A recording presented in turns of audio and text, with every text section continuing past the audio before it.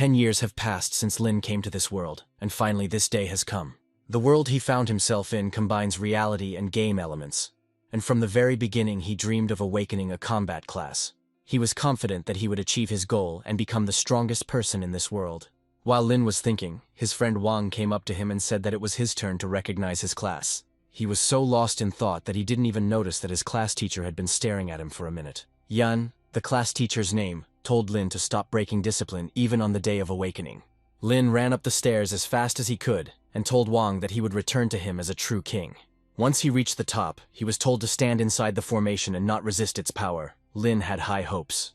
The awakening of a class is largely related to the talent of the person being awakened, but the will of the person being awakened also influences it. Lynn began to awaken his class. A huge and powerful column of light rose up around him. No one doubted his talent, but everyone was also curious about what powerful class he would receive. Suddenly Wong noticed that something strange was happening and asked his class teacher. She told him that Lynn had awakened a hidden class.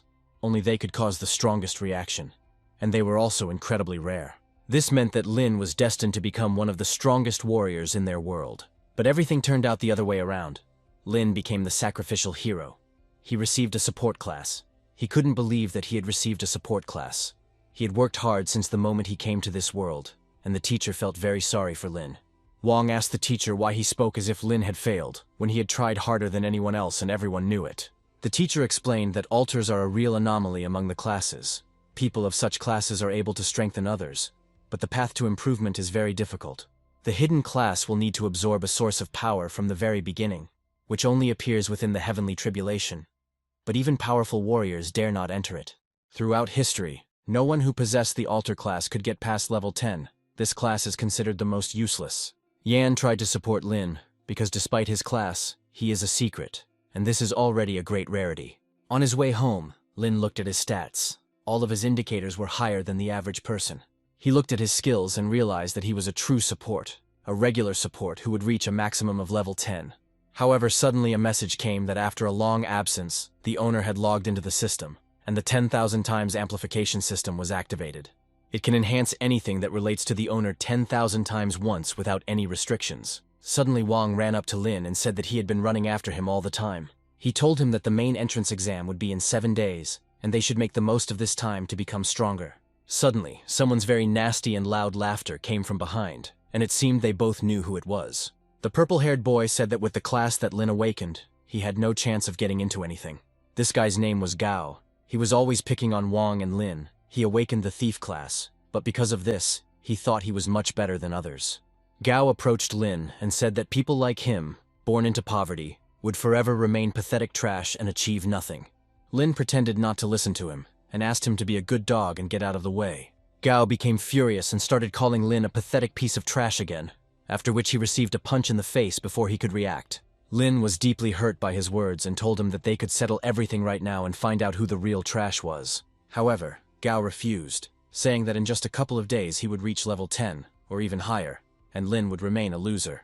As he left, Gao told Lynn to just wait and he would definitely come for him to take revenge. Wong told Lynn that he had a strong feeling that he would definitely become a great man, but Lynn replied that he was exaggerating and went home. He stood in front of the house and thought for a long time before going in, because he was a little scared. He didn't know how to tell his parents that he had become a sacrifice. He was afraid that they would be angry. But most of all, he was worried that he had not lived up to their expectations and had greatly upset them. When he entered the house, he smelled a very delicious aroma. His parents asked to leave work early to have time to set the table. Lynn immediately went to try it, but his mother sent him to wash his hands. Father started saying that Lynn had grown up a lot and offered him a drink. Just at that moment, Lynn started talking about his class. But as it turned out, the class teacher had already told the parents everything, and they were not at all upset. Instead of worrying, they decided to drink to a bright future. Lynn promised them that he would not give up because of such a trifle and would continue to try. After dinner, Lynn offered to help his mother, but she said she would do everything herself. Suddenly Lynn saw a black box and immediately asked what was in it. As it turned out, it was his gift. It was a family treasure that had been passed down from generation to generation for over 100 years. For generations, their family had been incredibly wealthy. This was gold-level equipment on the market. Such a set would cost at least $1 million. Lynn immediately asked the system to increase the characteristics of his equipment by 10,000 times. Now his equipment was legendary level, and he would be able to deal double damage with earth and lightning magic. Since ancient times, magicians have fought with long-range spells.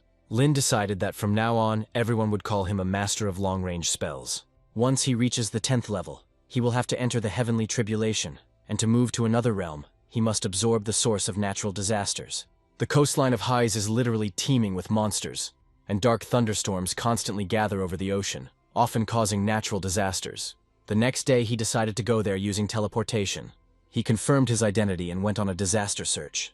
Immediately he saw a sign that said that this place could be very dangerous for those who had not reached the Second Kingdom. And they were right. As soon as Lynn turned around, a huge lizard was already attacking him.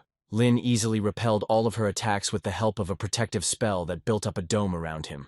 The spell was used on its own when Lynn's life was in danger, his equipment fully justifying its legendary level. However, defense alone won't win, and it's time to strike the first blow. Due to using the dome for a long time, Lynn began to have a severe headache. After all, he was a beginner. Suddenly a warning came that the shield protects against magical and physical attacks, but it does not work against long-range mental attacks. Then Lynn raised his staff and began to chant a spell. He used a forbidden spell and its power was incredibly enormous. A man approached the minister and said that the level of magical fluctuations had reached its maximum. They thought they were under attack, but the enemy could not launch a surprise attack because the city's coastline was protected. The minister asked that the surveillance screen be opened for him, so that he could assess the situation. The minister said to quickly contact the leadership and ask if there are any among the entire population who can use forbidden magic. The minister asked to put the entire city on alert. They must quickly determine the direction of the magical energy and await further instructions. At this time, a very strong wind arose at sea and a real storm began. Residents were told that the city had been declared on high alert and that everyone was required to leave their homes and evacuate to shelters. The city was in turmoil, water began to flood houses, and people in panic could not reach shelter. At this time, a protective dome was activated, which held back the pressure of the water. At this time, Lynn had already finished killing monsters and reached level 10. He purchased a skill book. The system immediately offered him to improve it, and of course he agreed. Now he could destroy enemies and buff allies without resorting to casting spells. Now all he had to do was get to the center of the disaster. The volcanic eruption had turned all the local monsters into embers, and there was no need to worry about them. After some time of searching, he was able to find the element of fire and immediately improved it with the help of the system. After this, he went to sea in search of the element of wind. Finding it was a little more difficult, but Lynn also managed to do it pretty quickly. Besides the two elemental powers, he also received a huge amount of equipment and materials. And if he sells even a part of it, he can get a tidy sum. Now that he's finished, he needs to go back home. However, when he emerged from the portal, he saw crowds of people running and did not understand what was happening. The girl next to him told Lynn that the teleport was temporarily out of order and he would not be able to return home. Lynn was a little confused by this, but the girl told him to go to the central shelter. Lynn realized that it was all his fault. He had been careless with the forbidden spell and therefore had to fix it himself. Despite the fact that the girl called him, he didn't even turn around in her direction. The people on the wall continued to maintain the activated protection, but it was becoming increasingly difficult for them. The equipment showed that the barrier was at the limit of its capabilities, and that there were 5 minutes left before impact with the water. The minister ordered that his order be conveyed to the chief to summon the strongest soldiers of the 30th level. They have to cope. If the wall is destroyed, the whole city will come to an end. Suddenly they noticed that cracks were starting to appear in the wall. A little more, and it would be destroyed. The minister ordered all soldiers to deploy a protective barrier. They need to push the waves back. The people holding the barrier were trying their best, and it was getting more and more difficult with each passing second. At this time, Lynn managed to use his magic, which belonged to the altar class. The people's bodies quickly recovered, and they were able to continue holding the activated barrier. It seems that now they are starting to get the hang of it, and are managing to retain the water. The minister said to continue holding the barrier, and those who still had the strength to use teleportation and throw this wave further out to sea. The portal with an unspecified teleportation location has been successfully activated. The sea level has been lowered. Finally, it was all over, and people were happy that they had managed to defend the city. However, Lynn understood that all this was thanks to him, and he was proud of it. But it was also very dangerous. The power of the forbidden spells was too great. Now they need to be used more carefully so that something like this does not happen again. Suddenly his mother called him to find out if everything was okay. He lied to her, saying that he was now in the shelter, and everything was okay with him. The next day he went to the upgrade hall to fill out paperwork. To be promoted, one had to complete a task. The difficulty level was determined randomly. The girl thought that Lynn was just another visitor who wanted to catch some easy task, since he had an alter class. However, Lynn was given the most difficult task. The girl immediately suggested that he refuse, but Lynn accepted the task. She continued to persuade him, since tasks of such difficulty were a death sentence for those with a support class. But Lynn insisted on his own. Suddenly, 3 guys approached Lynn to offer their help with the task, because it was a good chance to increase his level. But to their surprise, Lynn refused, which made them very angry. One of them tried to hit Lynn, but he quickly calmed him down. He couldn't believe that an ordinary support class person could fight back against him. He did not take revenge on him because he was scared, but he decided that he would do it not directly, but dirty. Lynn came to the Merchant Guild branch to sell some equipment. The girl could not have expected that Lynn would bring them a whole mountain of valuable things. For a full assessment, they had to wait for the manager. He was a master at assessing treasures. His name was Liu. He told Lynn that he had never met anyone who could bring so many treasures and offered 23 million for everything. Then Lynn gave him more equipment, which was obviously more expensive, but it would take some time to evaluate it. Mr. Liu finished the appraisal. These 2 items were part of some kind of set. If Lynn wants to sell them, he can offer 140 million. Liu gave Lynn a black card from the Merchant Guild, with which he can enter any branch and receive top-notch service. After that, Lynn said that he would like to buy a couple of skill books from them. He then went to the information center inside the dungeon, where he was given information about the dungeon with the Abyss Herald. The dungeons used to be full of monsters, but now people roam freely. At this time, that same guy was following him, but Lynn immediately felt him, but decided to ignore him. If the map is to be believed, this is where the messenger of the Abyss should appear. As soon as he entered there, he immediately saw a huge monster. He was so ugly that it gave Lynn goosebumps. Lynn didn't hesitate and immediately used a not very powerful spell, and it seemed to him that the monster had already been killed. However, the monster suddenly struck him with a blow that Lynn did not have time to dodge. He was surprised that in just one hit, he had taken away 1,800 health points from him. But now he was even more surprised when he saw that guy. They found out that Lynn now had a lot of money and decided to rob him. However, Lynn was surprised by the fact that they apparently had no instinct for self-preservation. The guy started telling him to stop acting like a big shot, but at that moment the monster attacked him. But he was a warrior of the Second Kingdom, and people like Lynn can be taken down in a jiffy. Besides, if they kill him here, no one will know about it and no one will look for him. But suddenly his own friends started attacking him. He couldn't understand what was happening. He decided that they did not like their lot and said that they could discuss everything calmly. He had already promised to give them half, but they did not stop. Suddenly he realized that Lynn had done all this, and thought that he had paid them money. But he called him an idiot, because he still didn't understand that now they were completely in his power. The guy couldn't believe it, because Lynn was an ordinary level 10 support. Lynn said that not all support class heroes were weak, although that didn't matter anymore. There was complete chaos in the dungeon, after which Lynn began to leave, leaving the guy in the dungeon. Right at the exit, he saw that the dungeon began to collapse, apparently because of his forbidden spell. The Ministry of Magic Control is in turmoil again. The minister was informed that a powerful energy wave had emerged inside the dungeon, and that the dungeon could collapse at any moment. The minister thought that the top brass might have been involved, since first there was the tsunami, and now the dungeon.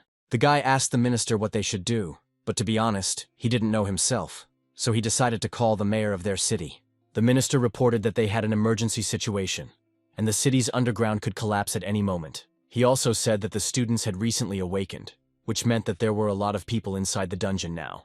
The mayor did not hesitate and immediately assembled a rescue team and sent them into the dungeon. There was chaos in the dungeon, everything was falling apart very quickly, and there were a lot of people. Lynn was scared, because if someone died because of him, he would never forgive himself. However, he had a skill that could completely heal people in any condition while they were still alive. The rescue team and the minister arrived quickly, because every second means someone's life. The minister blamed the top brass for everything, and said that as soon as he found out what they were doing there, he would publicly speak out against them. The next day, Lynn came to the upgrade hall, approached the girl. He said that they could start, but she replied that she was not ready here. Lynn said that he just came to upgrade his class, no need for any ambiguous phrases. The girl was shocked that Lynn refused her beauty, but she was even more surprised that he completed the task. Everyone on the street saw that Lynn had completed the task for the Messenger of the Abyss, and could not understand how he had managed it. Lynn said he was just lucky that other masters came to his aid. After this, they began to envy him, and wanted them to also come across such kind masters. Lynn was glad that everyone believed him. He hurried the girl so that they would raise his class faster. He was sure that the difference between first and second grade was like heaven and earth. He received a new spell. It was perfect for defense and retreat. and decided to take on a more serious task next time. When he went outside, he saw that everyone was running somewhere. As it turned out, the minister decided that there was some incredibly powerful creature near the city. Lynn was surprised, because he had only just ascended to the Second Kingdom, and the minister had already started looking for some creature. According to the news, the minister reported that the dungeon will be closed starting tomorrow due to recent events. It was also forbidden to leave the city for safety reasons, which Lynn didn't like the most, because he couldn't get materials. If he can't get outside the city, he won't see any materials or equipment. Lynn came to Manager Liu again to buy magic scrolls. He also decided to ask Liu a question, who immediately said that their information was reliable, and he didn't have to worry. Lynn wanted to know if he could be provided with information about the sources of natural disasters. Liu hesitated a bit, but then said that information about sources was quite expensive. Lynn then offered him 3 epic-level items in exchange for information about the sources. Liu said that Lynn was very generous, and that there would be an auction soon, and one of the lots would be information about the sources of natural disasters. Lynn said that this information wasn't worth epic gear, because soon everyone would know about it. Liu said that he understood everything, and under no circumstances could he let his guest go empty-handed. He was brought an entrance to a silver replica of the legendary portal of the Holy Land, an incredibly rare item. Lynn was very surprised, because you can't buy such a thing everywhere even for a lot of money.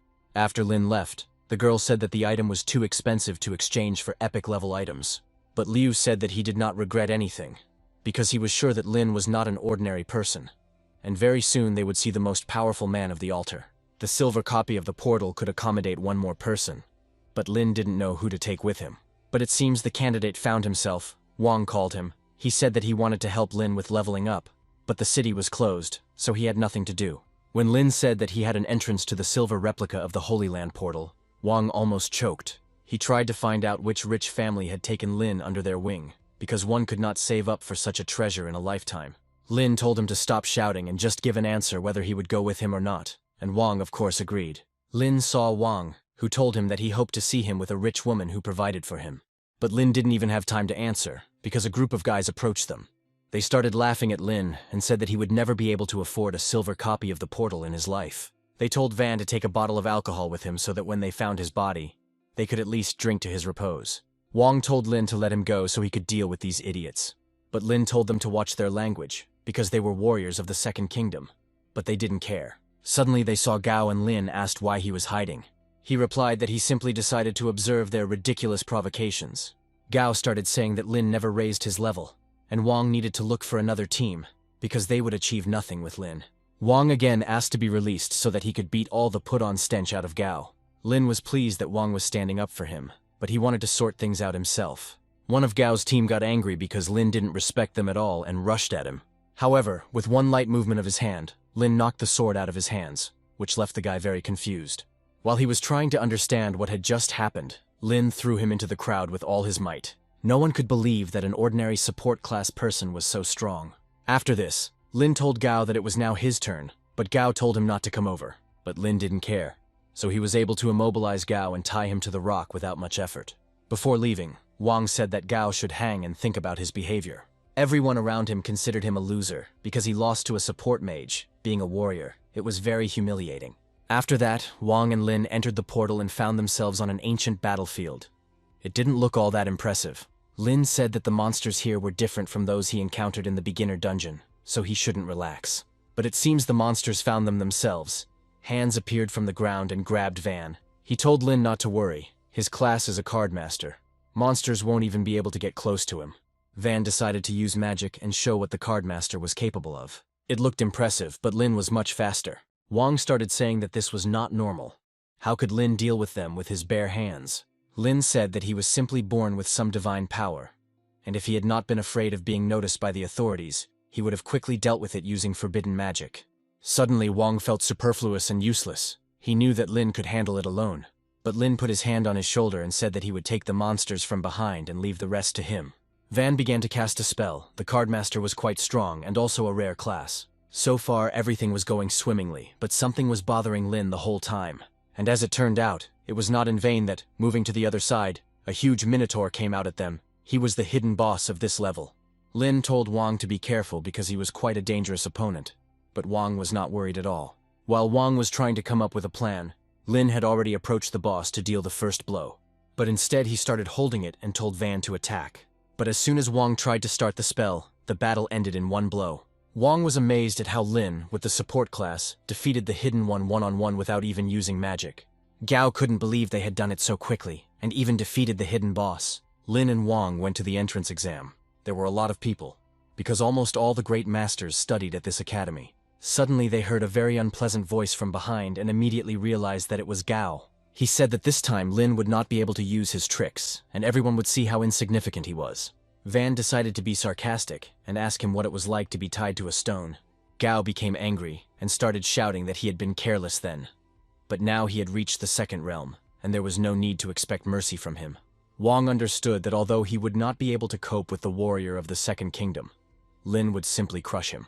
Suddenly, they were interrupted by the ringing of the bell, which announced the beginning of the exam. The girl began to say that today they would have to demonstrate their full potential, and that they could use everything except prohibited drugs. Lynn and Wong wished each other good luck in the exam, and hoped that they would both perform well. The first match will be between Gao and Lynn. They were asked to go to the platform to start. Gao began to say that Lynn had violated the ban on the use of strength-enhancing drugs. However, the girl told him not to talk nonsense. She could sense it a mile away, and if he didn't want to fight, he could just leave.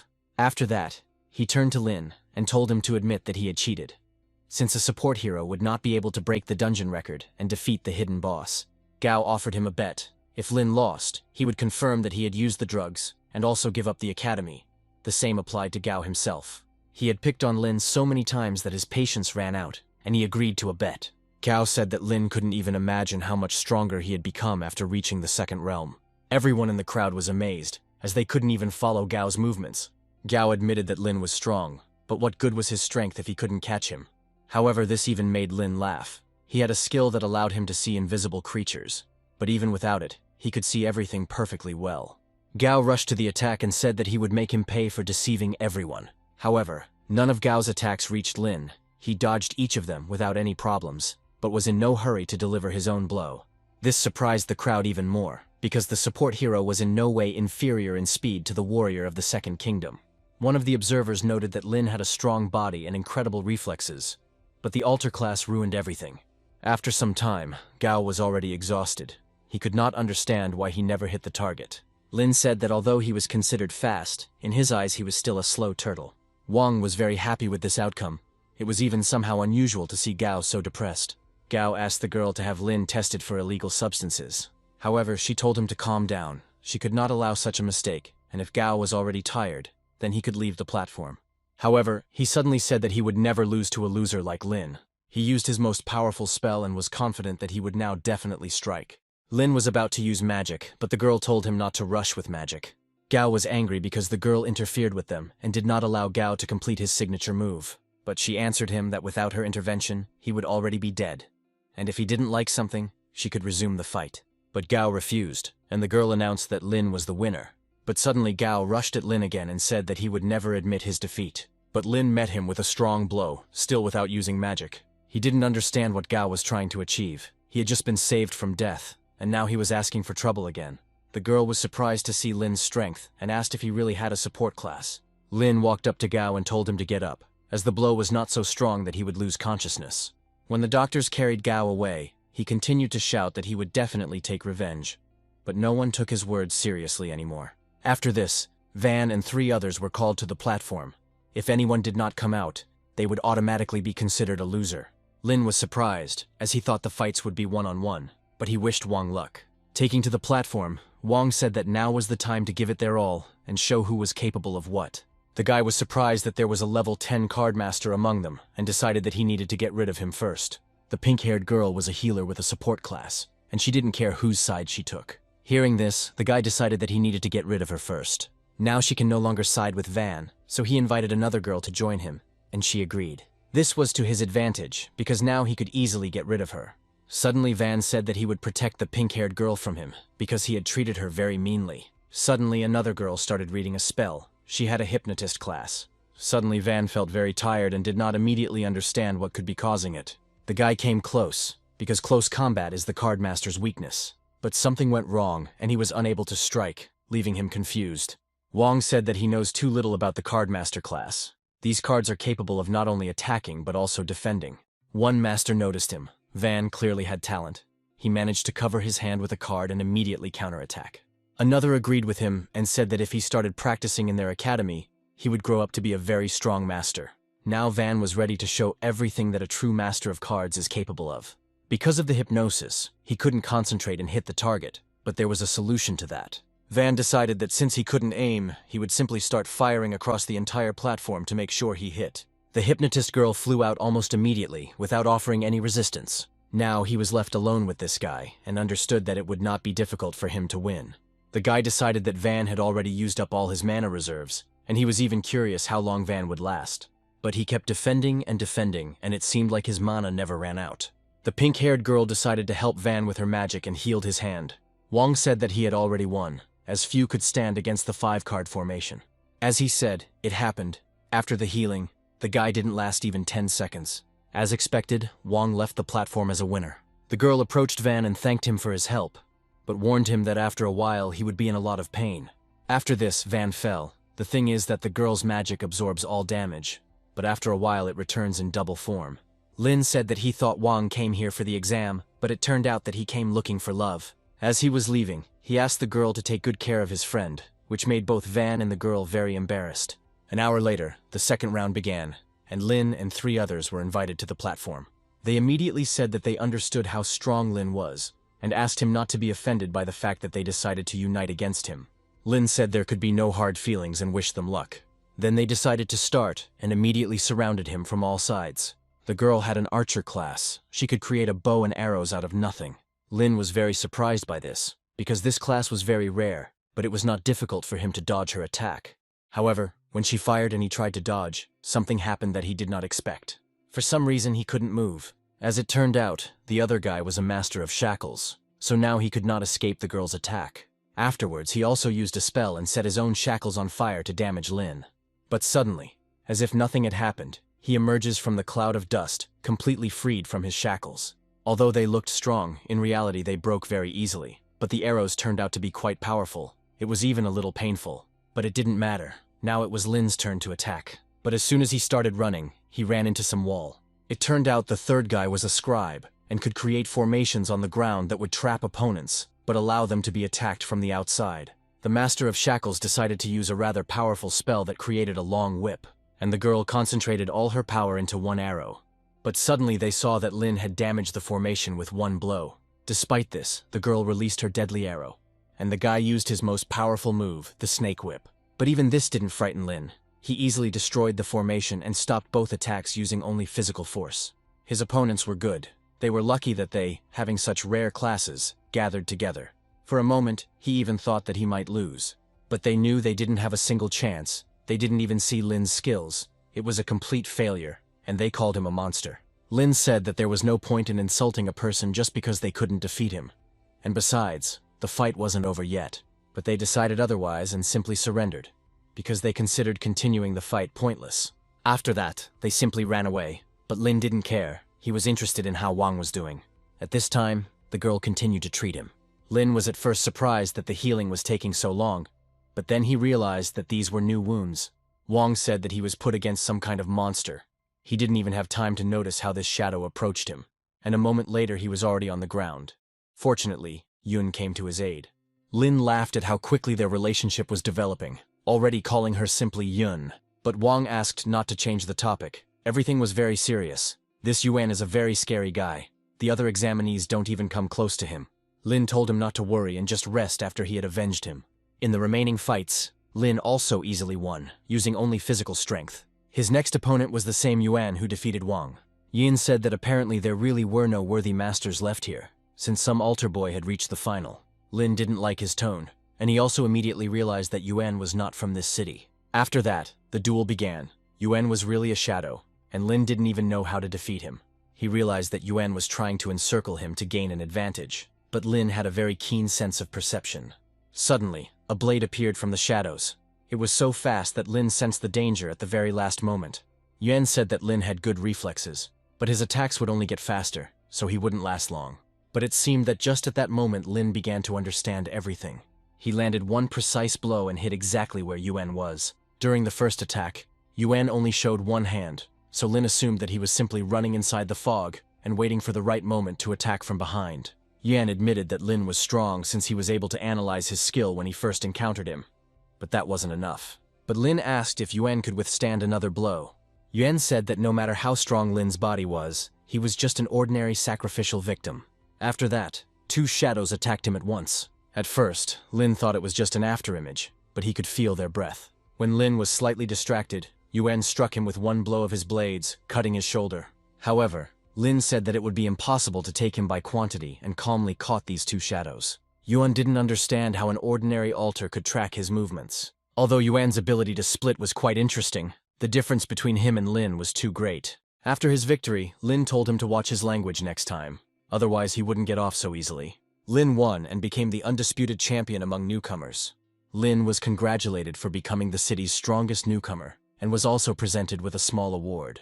He received a villa as a gift. Next time it will be skill books or other bonuses. The rest were shocked by such a gift, because many of them would never earn enough to buy such a villa in their entire lives. The exam was officially closed, and now teachers from different academies will speak with them. Wong approached Lynn to ask if he had chosen an academy. For example, he was invited to Teju's academy. This was not surprising, since Wong entered the top 8. But as it turned out, no one invited Lynn. Wong couldn't believe it, because Lynn became the best among the examinees.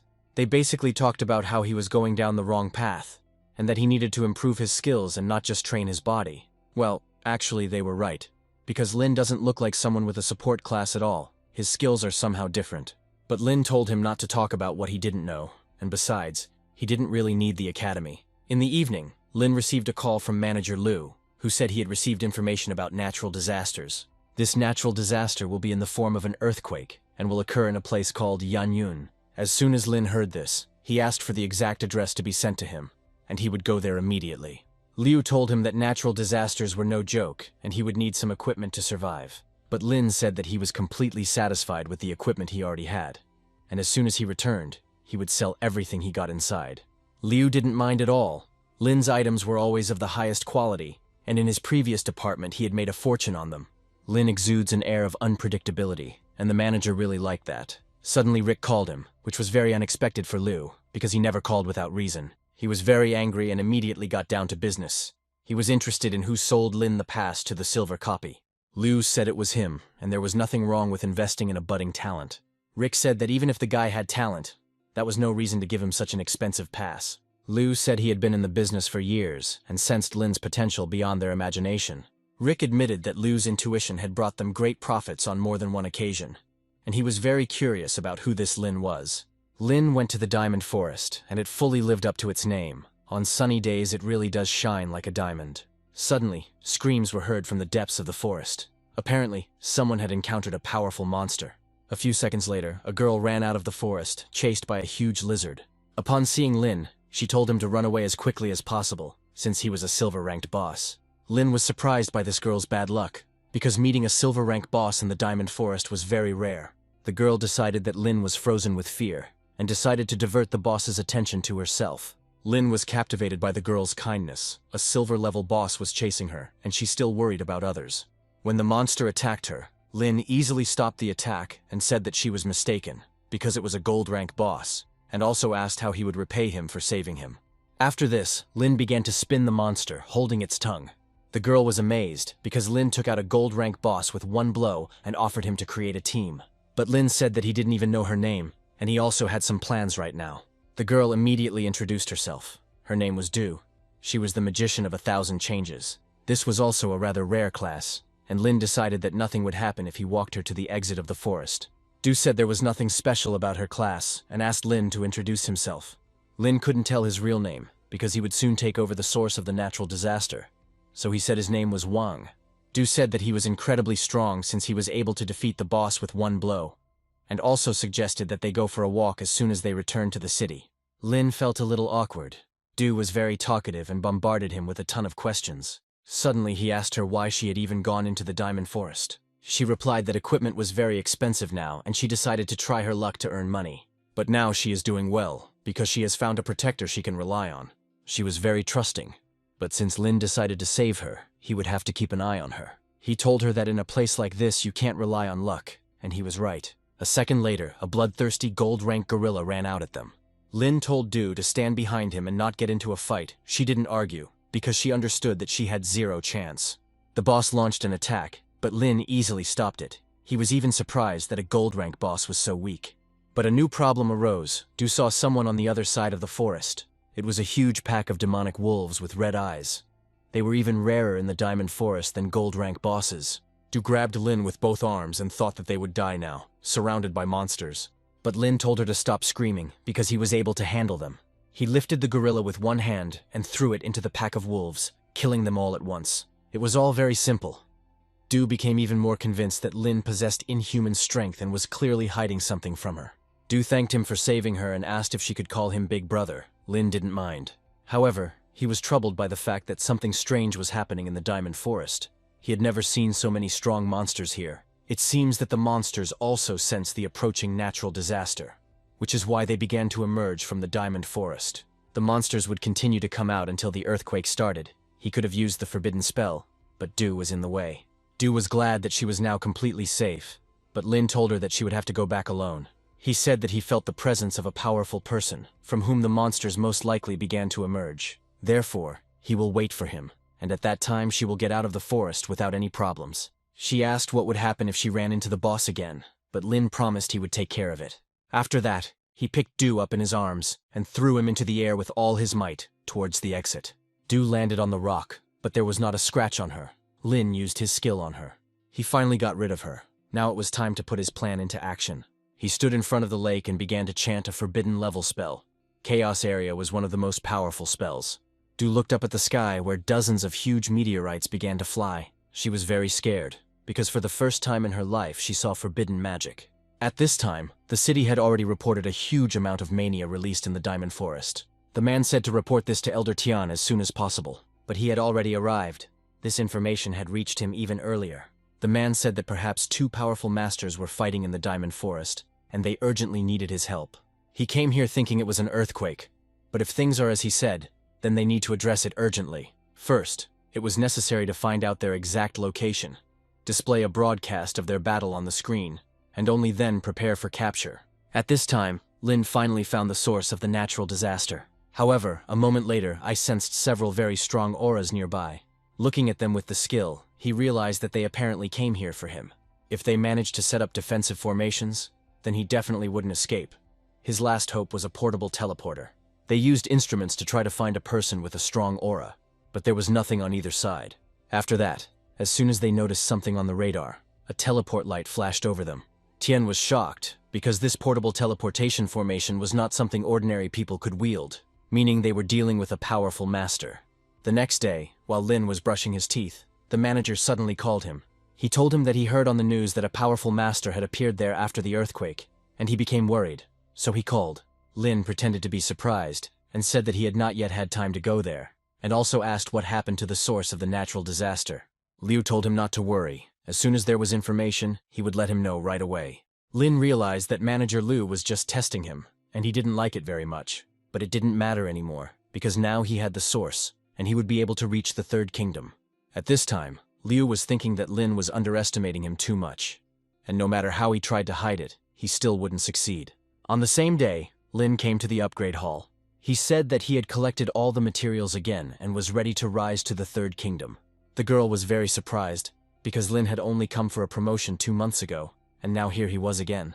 He said he was just lucky to buy a disaster source, which is why he got everything done so quickly. Some in the crowd called him a monster, but others were happy, because they would see with their own eyes the first altar of the Third Kingdom. Lynn put his hand on the ball again to receive the task. Just like last time, he was given a task of the highest difficulty, but that didn't matter to him. He said that he accepted this assignment. The girl assigned it to Lynn and said that the deadline was tomorrow. After this, Lynn decided to visit Liu on another matter. He gave him a list of the equipment and materials he needed to complete the class upgrade quest. Liu was surprised and congratulated Lynn on becoming the first altar of the Third Kingdom. Lynn knew that Liu suspected him of something, so he had to come up with something to divert suspicion from himself. He said that his master had worked so hard to get him this source, so he could not let him down. Liu immediately thought that Lynn was talking about the same master who was never found. He needed to do everything to improve relations with Lynn and his master. Suddenly Liu said that he had a very interesting artifact, and invited Lynn to look at it. He brought him a transformation mask, which allowed the owner to change his face at will. Liu said he could sell it to him as a regular customer for 4 million, but Lynn tried to bargain down to 2 million. As a result of the negotiations, they managed to agree on a price of 3 million. Lynn was very lucky. It wasn't such a high price for such a thing. Once outside, he immediately reinforced it with the system. Now, by putting on this mask, Lynn could transform into a person he knew. And after the transformation, he would also gain that person's abilities. Now he could pretend to be his imaginary master as much as he wanted, and no one would even guess that it was Lynn. He immediately decided to try the mask and turned into Gao, and it really was indistinguishable from the real one. The next day, Gao met his friend, whom he had not seen for quite a long time. He congratulated him on his admission to the prestigious academy and said that he simply had to buy him a drink. Once Gao was drunk, Lynn could easily transform into him and complete his task without attracting unnecessary attention. The friend asked the girl to take Gao to the best room and not to wake him up, because he wouldn't like it. At this time, Lynn had already begun his transformation. Now no one will know for sure that Lynn was in the Iron Forest, and he will be able to continue to hide his identity. When he went into the forest, he was met by a man who invited him to join them. Lynn called him uncle, but this offended him greatly because he was only 27. He introduced himself to Lynn. His name was Qian. He was a level 30 knight. After that, the rest of the team joined them, including the judge from the exam and Du. Also with Du came 2 guys who were investigating what happened in the Diamond Forest. Lynn didn't understand why he was so unlucky to be on a team with 2 employees who were investigating the case against him. Once everyone was gathered, it was time to head into the forest. Qian was glad to get here. He really liked this forest, but he was confused by the fact that it was too quiet here. Qian said that they were in no danger, since he and the judge were level 30. But suddenly a huge steel tiger emerged from the forest. Qian decided that the judge was afraid of him, but the matter was a little different. The tiger was not alone. A whole pack of them had come, which meant that there was a leader somewhere nearby. Qian summoned a shield and said that he would protect the left flank, leaving them the right. But the judge stepped forward, saying that she would deal with them herself and leave the defense to him. As it turned out, it was easy for her. She dealt with the entire flock in an instant. Finally, the leader, the king of steel tigers, came out to them. Lynn noticed that every encounter with Du ended with an attack from a gold rank boss. There was clearly something wrong with her luck. The monster was too strong, and Du said that it was time for them to escape from here. When everyone had fled, Lynn decided that now was the time to transform into a master, in order to finally divert suspicion from himself. Now he has become a mysterious old man who will save everyone. Qian didn't understand why they were so unlucky. As soon as they entered the forest, they immediately ran into a whole crowd of monsters along with the boss. But then things got even worse. A shadow wolf emerged from the forest, who was also a gold rank boss. However, they were lucky, because the wolf came alone, so they dealt with him quite quickly. Qian told the judge that stealing someone else's spoils was not good. While they were arguing, Lynn looked at the wolf and really wanted to take his skin. It was very good. He went down to them and asked if he could take her for himself. Qian and the judge were very surprised to see the old man. He came so close to them, and they didn't even feel his presence. Qian was not willing to give Lynn his spoils and seemed to be about to fight. Lynn said that the shadow wolf's fur would be very useful to him, and he was very sorry that they were not willing to give it to him nicely. They considered him weak, so without hesitation they rushed into the attack. But Lynn caught both of them and thrust their heads into the ground. After that, they allowed him to take the wolf and wished him a good journey. After this, Lynn also ran into a pack of monkeys, but they did not pose any threat to him. But then a 3-eyed demonic gorilla, the lord of the forest, came out. Lynn thought he could deal with her quickly, but the gorilla was quite fast and was able to dodge. Afterwards, she took the tree and started to spin it. Lynn found it funny. The gorilla launched a strike, but Lynn easily stopped it. And then he immediately dealt a blow that the gorilla could not survive. An ordinary gold rank boss is no match for him. When Du and his staff saw the gorilla's body, they were shocked, because it was a very strong monster. Lynn managed to hide. He did not want to contact Du, because she only brought bad luck. The staff examined the gorilla and realized that it had been killed with one blow, with bare hands. Du immediately realized that this was very similar to the style of the guy from the Diamond Forest. Qian and the judge came out of the forest. They were glad to see Du and asked if they had seen Gao.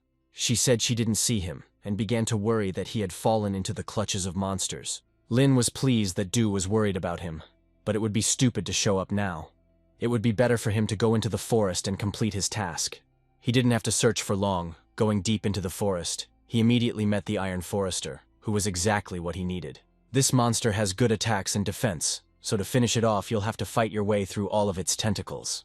Suddenly the guard grabbed him, but Lynn's tentacles alone could not stop him. Suddenly the monster started screaming very creepily. It was strange. But then everything became clear. He summoned almost all the local creatures. Lynn really liked this ability. Summoning other creatures was very powerful. He also felt someone with a strong aura approaching him. Perhaps it was Elder Tian. He had hoped to play with the monsters a little, but time was running out. So without thinking, he used the forbidden spell and covered the forest with ice attacks. While Qin and the judge were trying to figure out what was going on, Du thought it might be the master the boy had fought in the Diamond Forest. Tian asked them if it was true that some mysterious master had appeared here. The staff said they were sure there were 2 masters fighting there. Du said that Gao was with them, but they were never able to find him. At this time, Lin had already taken the guard's heart and completed the task. From a spare phone, he called the Merchants Guild to sell them the Guardian's heart. Liu asked how he was going to carry out the exchange, whether he would come himself or they would pick him up. Lin said that he would leave the Guardian's heart in one of the tree trunks on the outer left side of the forest outside the city. The manager promised that they would do everything in the best possible way. Lin had thought it all through. Then he would simply buy the heart from Liu. This should also at least slightly divert suspicion. When Tian came to the forest, he saw many frozen monsters. But also among them all, he saw Gao frozen to a tree. He said he tried to get out of the forest, but somehow ended up even deeper. Then he was blinded by a strong light, and then he couldn't see anything. Tian didn't think he was being lied to, but as a second realm assassin who survived the forbidden spell, was he just lucky? When they came out to their team, they were very happy to see him alive. However, as soon as he said that they could now continue walking together, everyone had things to do. Tian said that he had a task to complete and left. The judge said nothing and just left. Tian told the staff that something about Gao had alerted him, and he asked one of them to follow him. He immediately realized that he was being followed, but he knew that they simply wouldn't be able to catch up with him. He suddenly accelerated and disappeared. The employee couldn't understand how it had slipped away so quickly right from under his nose. The next morning, Lin woke up in a good mood, but something was wrong. He used the all-seeing eye and noticed something interesting. 5 employees from the ministry apparently began following Gao, looking for Wong, but also suspect Lin. While he was brushing his teeth, the manager called him again. He said he had great news. Yesterday they acquired the Guardian's heart that Lin needed to raise the kingdom. Lin pretended to be surprised and said that he would arrive very soon. Having run out of the house, he didn't even notice that he was being followed. Having arrived in Liu, he asked again whether he really had the heart of a guardian. This question was also in order to divert all suspicions from himself. Liu said he wouldn't lie to him and offered to come inside to make the deal. At this time, those who were watching Lin were surprised that an ordinary schoolboy was on such a good relationship with Mr. Liu. Seeing the guard's heart, Lin said that Liu never ceased to amaze him. After that, he said that his master was pleased with their cooperation and asked to sell 2 items. Liu was very surprised. It was legendary level equipment. He asked who his master was, since he had such things. Lin said that these items were worth nothing to his master, but he could not reveal his identity. After that, Lin said that those who were following him were already quite annoying to him. Liu immediately understood everything. The guys from the ministry said that an ordinary schoolchild would not be able to get into Mr. Liu's office. However, Liu then came out and asked the guards to remove the violators, and that the authorities would deal with them. Lin went towards upgrading his class. It seems now everyone will see the first altar of the Third Kingdom. When Lin arrived, the girl was very surprised that he had gotten the guard's heart so quickly. But he said he was just lucky it was on the market, and now he can get a promotion. Suddenly, rays of light pierced Lin, as if they were burning his body from the inside. Now it became clear to him why there had never been any third-class altars. Without a strong body, it was simply impossible to survive. But he was already eager to find out how much stronger he had become with his upgrade. It was revealed on the street that Lin had become the altar of the Third Kingdom. No one could believe it, and thought that the screen was broken. After all, this is the first time in history that the altar rises to the Third Kingdom. When Lin came out, all attention was naturally focused on him. He couldn't even imagine that it would cause such a stir among people. A huge line of people formed in front of Lin's house, wanting to get his autograph or marry him. Lin didn't like this downside of popularity at all. He told his parents that if anyone asked about him, he wasn't home. As soon as Lin left the house, a crowd of fans immediately ran after him. He would never have thought that fighting off a crowd of fans was much more difficult than fighting off monsters. When Lin arrived at the auction room, he met Gao there. Gao said that even if Lin had become a little famous, it did not mean he could participate in a high-end auction. But suddenly a girl came out and seeing Lin, said that Manager Liu was already waiting for him inside. Gao Lin passed by and said that he needed to hurry up and didn't want to keep the manager waiting. Liu assured Lin that he would definitely not leave the auction empty-handed, and Lin asked him to get a certain cloak for him. Liu handed Lin a card, which contained money from the sale of that equipment. The auction began. The first lot was a steel hand. It was capable of increasing stamina by 10%. Lynn was surprised that someone started fighting for this hand. As Liu expected, the steel hand didn't interest Lynn. But if he did take a liking to something, he would have to fight with those located in the VIP rooms. Liu explained that there were 5 great families in their empire, and of course they had their own privileges. But Liu was the one who set the rules at the auction, and they were the same for everyone. But Lynn wasn't even worried. He would definitely buy what he liked. And finally, a very interesting item has appeared in the auction, a pass to ruins number 3. These ruins are among the largest in the world, and are only opened once every 30 years, requiring special fragments to enter. The starting price of the pass is 10 million. The minimum bid increase is 500,000. Lynn really wanted to fight for this lot, and Liu noticed it right away. The 4th son of the Ma family also joined the auction, and immediately named a price of 100 million. Liu said it was quite rare for them to fight over something like this. Lynn wasn't going to give in to them just because of status. It was an auction after all. So he offered 150 million. He was not at all afraid of the 5 great families, so he constantly raised the price, reaching 200 million. Singh was very angry about this and said that he remembered Lynn well. Lynn won the auction. Liu said that the whole empire would probably find out about it tomorrow, but Lynn didn't care. After all, the one who pays the most wins the auction. Liu said that Lynn was very pleasant to deal with and wanted him to bring 5 legendary items to the next sale. But that was too much, and they settled on 2. Liu was a little scared because he had gone too far. He couldn't be too brazen. Otherwise, he would anger the powerful Master Lin. Liu said that they were now going to auction off the things he had brought earlier, and suggested that he go to the VIP room, as it would be very noisy there now. An hour later, a girl came running and said that his items had been sold for 6 billion silver. Lin never expected such a sum, even taking into account that the auction will take a 20% commission. He will be able to live in luxury for the rest of his life. Liu said that they would transfer the money to his card soon, but Lin was a little worried that he had insulted the Ma family, and now he had received so much money. But Liu told him not to worry, because the master of the merchant guild would be looking after him for 3 days. As he expected, he came across the Ma family, who had been waiting for him for a long time when he went outside. Lin said that they were great for waiting for him for so long, but he was not going to give them the pass to ruins number 3. Sin said that they had no intention of taking it away, but simply wanted to buy it for 300 million. Sister Sina said they had no ill intentions, but were simply offering what they had in abundance. But even so, Lin said that he was not going to sell to anyone what he bought with his own money, and if they wanted to get it, then let them try to take it away. However, as soon as they moved, they were thrown back by a strong wave of air. A rather pretty girl came down to them. Her name was Faye, and apparently she was the master of the Merchants Guild. She said they apparently forgot about the 3-day auction rules. Sister Sina apologized for what happened and said that they were already leaving. Lin liked the way she assessed the situation and acted decisively. Lin said that since Faye had to protect him, she had to get rid of those who had been watching him for a long time. Faye said that her job is to protect, not to get rid of enemies, or he wants to hire her. Lin thought this was fair and asked how much it would cost to hire her. She named a price of 2 million, and he immediately gave it to her. It didn't take a minute for Faye to deal with everyone. She also already checked the surrounding area and did not notice anyone suspicious. She said she could expand the search, but it would cost another 1 million, and after that, Lin thought she had no money at all. And he turned out to be right. She said that the materials for the promotion were very expensive, and also fashionable bags and dresses.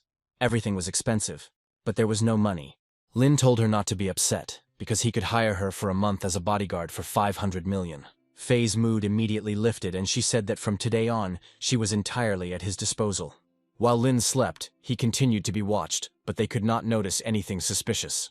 But they just kept watching, because that was their order. Suddenly, one of them was taken by a terrible shadow. She said that this was the last warning, and if she noticed even one more spy, she would begin to act seriously. When they ran away, Faye came out of the shadows. Now they definitely won't bother Lin. When Lin woke up, he saw Faye in his bed and felt a little embarrassed. She said she dealt with a couple more spies during the night. Lin immediately realized that they were government people and hoped that he had not killed them. Faye said she was handling her responsibilities quite well, and therefore suggested that they consider extending their cooperation. But he suggested that she wait first. The next day he went to meet Van, and after that they would go to the Golden Portal together. Wong was very glad to see him, and Lin immediately noticed that his friend was not wasting his time. But he said that he and Yuan were just friends. But then Wong asked who the young lady next to Lin was. He said that this was his older cousin. He asked Fei to introduce herself. She introduced herself as the assassin of the Third Kingdom of Jian. Lynn asked why she didn't say her name, but she said that she was very similar to her sister, so she sometimes used her identity. Indeed, Fei passed authentication without any problems. As Lynn and Wong stood in line, Yuan, whom Lynn had fought against in the final exam, approached them from behind. He said he didn't want to be in the squad with them and asked to switch, but no one cared. After that, they moved to a place that seemed very familiar to Van. And they were indeed there when they entered the replica of the Silver Portal. But just as he thought about it, a whole crowd of hidden bosses came out towards them. They didn't understand how the hidden boss suddenly became an ordinary monster. But now there was no time to think. Yuan immediately realized that he had no chance against them, so he decided to run away. At this time, Lynn had already begun to destroy the first Minotaurs. Fei told Wong that she was also capable of dealing with them, so as not to appear useless in front of Lynn. However, Lynn ran past her and asked her to take care of Wong and Yuan. She shouted that there was an extra charge for this. Yuan was unable to escape, and the Minotaurs closed in on him from all sides. Lynn watched all this and said that he would help him if he asked nicely. Yuan replied that he would rather die than ask Lynn for help. Lynn told him to take his time and think things through. When he ran out of strength, he still asked Lynn for help. If he had asked right away, the monsters would not have beaten him. But it seemed like everything was just beginning. A new crowd was already running from the other side. But Lynn dealt with them just as easily. Yuan felt a little sick and Lynn was surprised that he was so frail with the assassin class. Yuan said that even so he would gain a lot of experience and be able to improve his class. But while they were talking, it seemed things weren't going so smoothly for the others. Wong said that the monsters in the Golden Dungeon weren't that strong, but Fei did most of the work for them. Suddenly the Minotaurs stopped and the earth split apart. A gold-rank boss, the Lord of the Minotaurs, emerged from the ground. Wong didn't understand how a Minotaur Lord appeared in a gold-rank dungeon. Fei knew he wasn't a danger to her, but the fact that she had to protect Wong and Yuan made things more complicated. But then Lin and Yuan came to her aid. The boss didn't wait long and attacked first. Suddenly he disappeared somewhere and it was very dangerous. Suddenly he crawled out right from under Van. Wong and Yuan were lying next to each other, and at that time the Minotaur was running towards them. But Lin came to their aid and set up a barrier. Yuan picked them up and carried them away so that they wouldn't get in the way. Just as Lin was about to strike, the Minotaur hid underground. Fei said that she would deal with him herself. After all, Lin paid her for it. It was useful for Lin to watch such an experienced master fight. As soon as the Minotaur struck, she quickly dodged and began to strike. In an instant, she completely cut up the boss. Lin was surprised that she had delivered more than 100 slashes in such a short time. Everything suddenly became quiet, and people began to worry a little about Lin. However, a circle appeared underneath them, which meant that the dungeon had been completed. Rick met Lin and said he could buy him dinner, but Lin replied that the first gift was already enough for him. Rick had absolutely no idea what gift they were talking about. Then Lin said that in his dungeon they met the Lord of the Minotaurs. If they hadn't had a couple of tricks up their sleeves, they certainly wouldn't have made it out alive. Rick was actually not involved in this and apologized. Lin said that they almost lost their lives and a simple apology would not be enough, and Rick asked what they wanted. Lin said that it would be Wong who would decide, since he had received the most serious wounds. Van didn't want to blackmail Rick too much and asked for 2 gold-level equipment. Lin was a little surprised, because Wong could easily ask for something more valuable. Rick agreed and also added that he would give them 3 free passes that could be used 3 times. Wong thanked him and told him to deliver all of this to Lin's house. Rick apologized again for what happened and said that they would deliver everything tomorrow. Judging by Rick's behavior, he really wasn't involved, but then who did all this? At first, Lin thought of the Ma family, but that would be a bit too open for them. Lin asked Fei what she thought about this. She said that changing the properties of the portal was not such a simple task, but most likely the Ma family was involved in it. Lin realized that they would not stop there and asked Fei if she could deal with them. However, no matter how strong she was, the head of their family was a level 76 master and would soon reach the divine stage. Lin was a little disappointed because Fei had just recently boasted about her strength, but she replied that it was something completely different. But on the other hand, the head was too old to get into such trouble. Lin asked if there were many divine stage masters in other empires. If we are to believe the words, then other countries have approximately 10 such masters. Lin was glad that Fei was so knowledgeable. After all, it wasn't for nothing that he hired her. When Lin said that she was not as strong as others, she was about to quit. But suddenly she stopped and said that she had wanted to ask him for a long time. What is the true level of his powers? Lin said he did not want to spread such information. She tried to persuade him, but it was all in vain. But he said that his strength could be compared to a diamond stage master. Fei said he was very strong for his age. She also asked if he could heal the wounds of a supreme stage master, and of course he could. It was wonderful, because if she was hurt, she could turn to him. After that, she asked where they would spend the night. Lynn offered her to spend the night at his place, but she said that she was only selling her strength, not her body. Lynn was a little angry, because he had only talked about spending the night, and nothing more. In the evening, he came home with Faye. The mother was very happy that her son finally brought a girl into the house. While Lynn was trying to say something, Faye was already talking to his mother. Lynn was sleeping peacefully, but suddenly woke up for some unknown reason. He saw Faye lying in the same bed with him. He woke her up and asked what had happened during the night and why she was lying in his bed, but she replied that nothing he thought had happened. It was just that Rick's men brought the equipment that night, and when she picked it up and brought it to the room, she was so sleepy that she fell asleep with him. Lynn asked if the bodyguard should not be more careful in such cases, but she said she would have noticed anyway if something was wrong. After that, she gave him 3 tickets, and he gave her 1. She thought it was too generous, but Lynn didn't mind.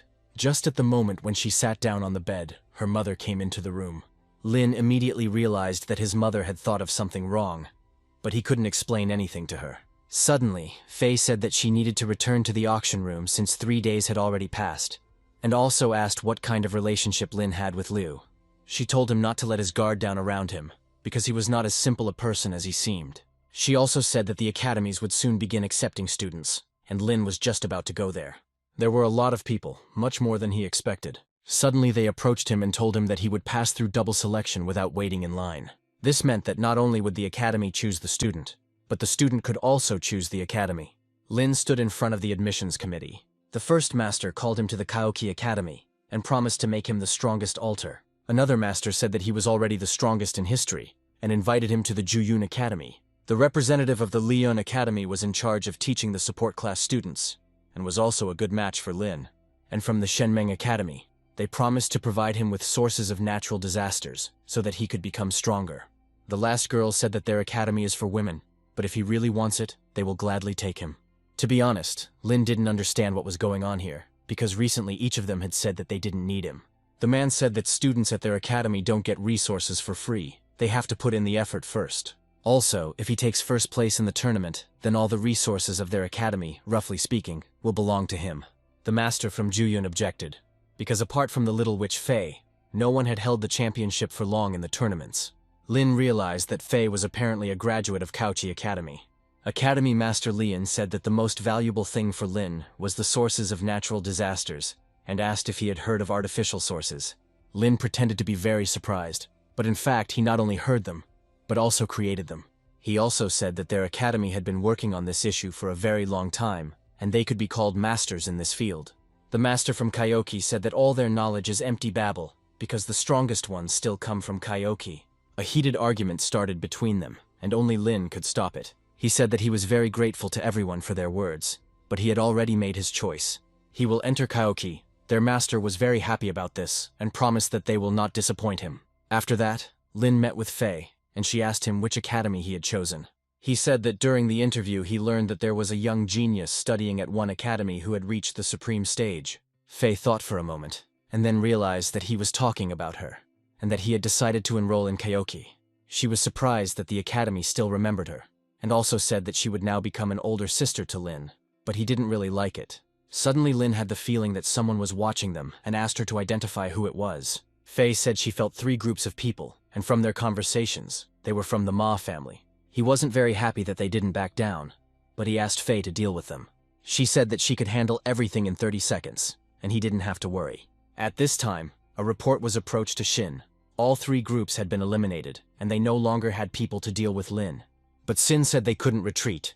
They needed that pass to ruin number 3. But since Lynn turned out to be stronger than they thought, and also hired Faye for protection, he has no other choice. Sin decides to turn to his uncle. His name was Zhang. Xing told him that they couldn't handle Lynn, so he had no choice but to turn to him. To Xing's surprise, Zhang became interested in Lynn and said that he really wanted to meet him. Suddenly, Lynn wakes up abruptly in the middle of the night and asks Faye if she felt the same as he did. Lynn didn't expect them to go this far. Faye sensed a very powerful master on the outskirts of the city. He must be at least at the peak of the supreme stage. Lynn decided that if he continued to hide, they would sooner or later get to his family, so he would have to take the initiative into his own hands. Besides, Faye was also at the supreme stage, and they had already prepared the battlefield, so it would be a shame for them if Lynn didn't come. Xin was sitting in an abandoned area on the outskirts of the city, and when Fei and Lynn arrived, he immediately felt it. Fei tried to attack him from behind immediately, but she couldn't. Zhang stopped her. He was very surprised that at such a young age, she was able to master the technique of shadow killing. Xing told Lin that it was indeed not easy to find him, but he succeeded thanks to the compass. Xin didn't delay and immediately told Lin that he was giving him one last chance to give up the pass to the ruins amicably, and the conflict would be resolved. But Lin refused him again, because by all the rules he had won the auction, and the pass belonged to him. This made Xing angry, and told Uncle Zhang that he could now attack. However, as soon as he tried to come from behind, Fei stopped him. First, he would have to deal with her. But suddenly her sword somehow broke. Zhang said that Fei had become weaker since their last meeting, and it had hurt her greatly, and she only fell because her sword had broken. She knew only one person who would use such a weapon. Zhang, who was nicknamed the Three Blades Master, was at the peak of the supreme stage. Zhang said that if they wanted to live, they should give up the pass and leave in a good manner. Otherwise, he would kill them both. However, Fei stood up and said that he was greatly underestimating her, and she was not going to give up so easily. When Zhang jumped on her, she enveloped him in her technique and said that she would show him everything she could. After that, she plunged her blade into the resulting cocoon, inside which was Zhang. But unfortunately, her attack didn't work after all. He wasn't a weakling either. First, she distracted him, and then in a split second she enclosed him in a shadow cocoon and tried to deliver a fatal blow. It was impressive. Lin tried to run to help Fei, but Xing stopped him and said that he would be his opponent. But in fact, Lin wasn't against it. He had long wanted to get even with him for the previous times. Xin began to transform, something Lin had never seen before. Xin was a level 40 knight and was at the gold stage, so he thought he could easily deal with Lin. If it weren't for Lin, Xing might have pocketed all the treasures of the ruins for himself, but now Lin will pay for it. But Lin stopped the first blow without any problem with one finger. After that, also without making any effort, he knocked it out of Xin's hands. He didn't hesitate and dealt dozens of quick blows to Xin's armor. They turned out to be not so strong and quickly broke. Xin ended up on the floor. Lin said that he would spare him if he gave him the compass, otherwise he would kill him on the spot. But Xin refused, and also added that if he was able to break the armor, it did not mean that he had won. Then Lin launched another attack, but this time it was stopped by the protective field. Xing said that he didn't even have to try. It was a legendary level artifact. Even a supreme stage master couldn't break it. The Ma family was truly very rich to have given such a treasure to a golden stage boy. Xing also added that his bodyguard would not last long, and they would die together at the hands of Zhang. In some ways he was right. The shield was too strong, and it would not be possible to break it in a couple of blows. But then he has no choice but to transform into his master to use all his power. Xin immediately sensed the power of a supreme stage master, and asked how he was related to Lin. He said that Lin was his disciple, and since the Ma family had decided to kill him, he would have to solve this problem himself. Looking up, Xing saw that the master had begun to use some incredibly powerful spell. Xin tried to somehow excuse himself, but Lin, without waiting for an excuse, used his magic on him. The Ministry of Magic Control has detected another massive surge of energy. The minister was very angry, because he had hoped that this mysterious master had long since left their city. This time the spell was much stronger than the previous one. Was it really the same master? It's possible that 2 craftsmen have appeared in the city. We need to immediately declare a top-level alarm and evacuate people. The radius of this spell was too large. Something like this hadn't happened in a very long time. At this time, the battle between Zhang and Fei was coming to an end. For her final attack, she used one of her most powerful skills, floating petal execution. Fei admitted that if it weren't for his old injury, she wouldn't have had a chance. But this time she won. Zhang was very pleased with her skill. He thought it was an illusion, but she actually dealt many blows. However, if it weren't for his injury, he would have already reached the Saint stage, and he still has some aces up his sleeve. He also possessed forbidden-level skills. Fei knew that if he attacked with this, she would definitely die. However, just before the attack, he felt a powerful aura. Lin's spell easily shattered his shield, and Xing was completely shocked by it. The next moment, Xin was shackled by 4 chains on his hands and feet.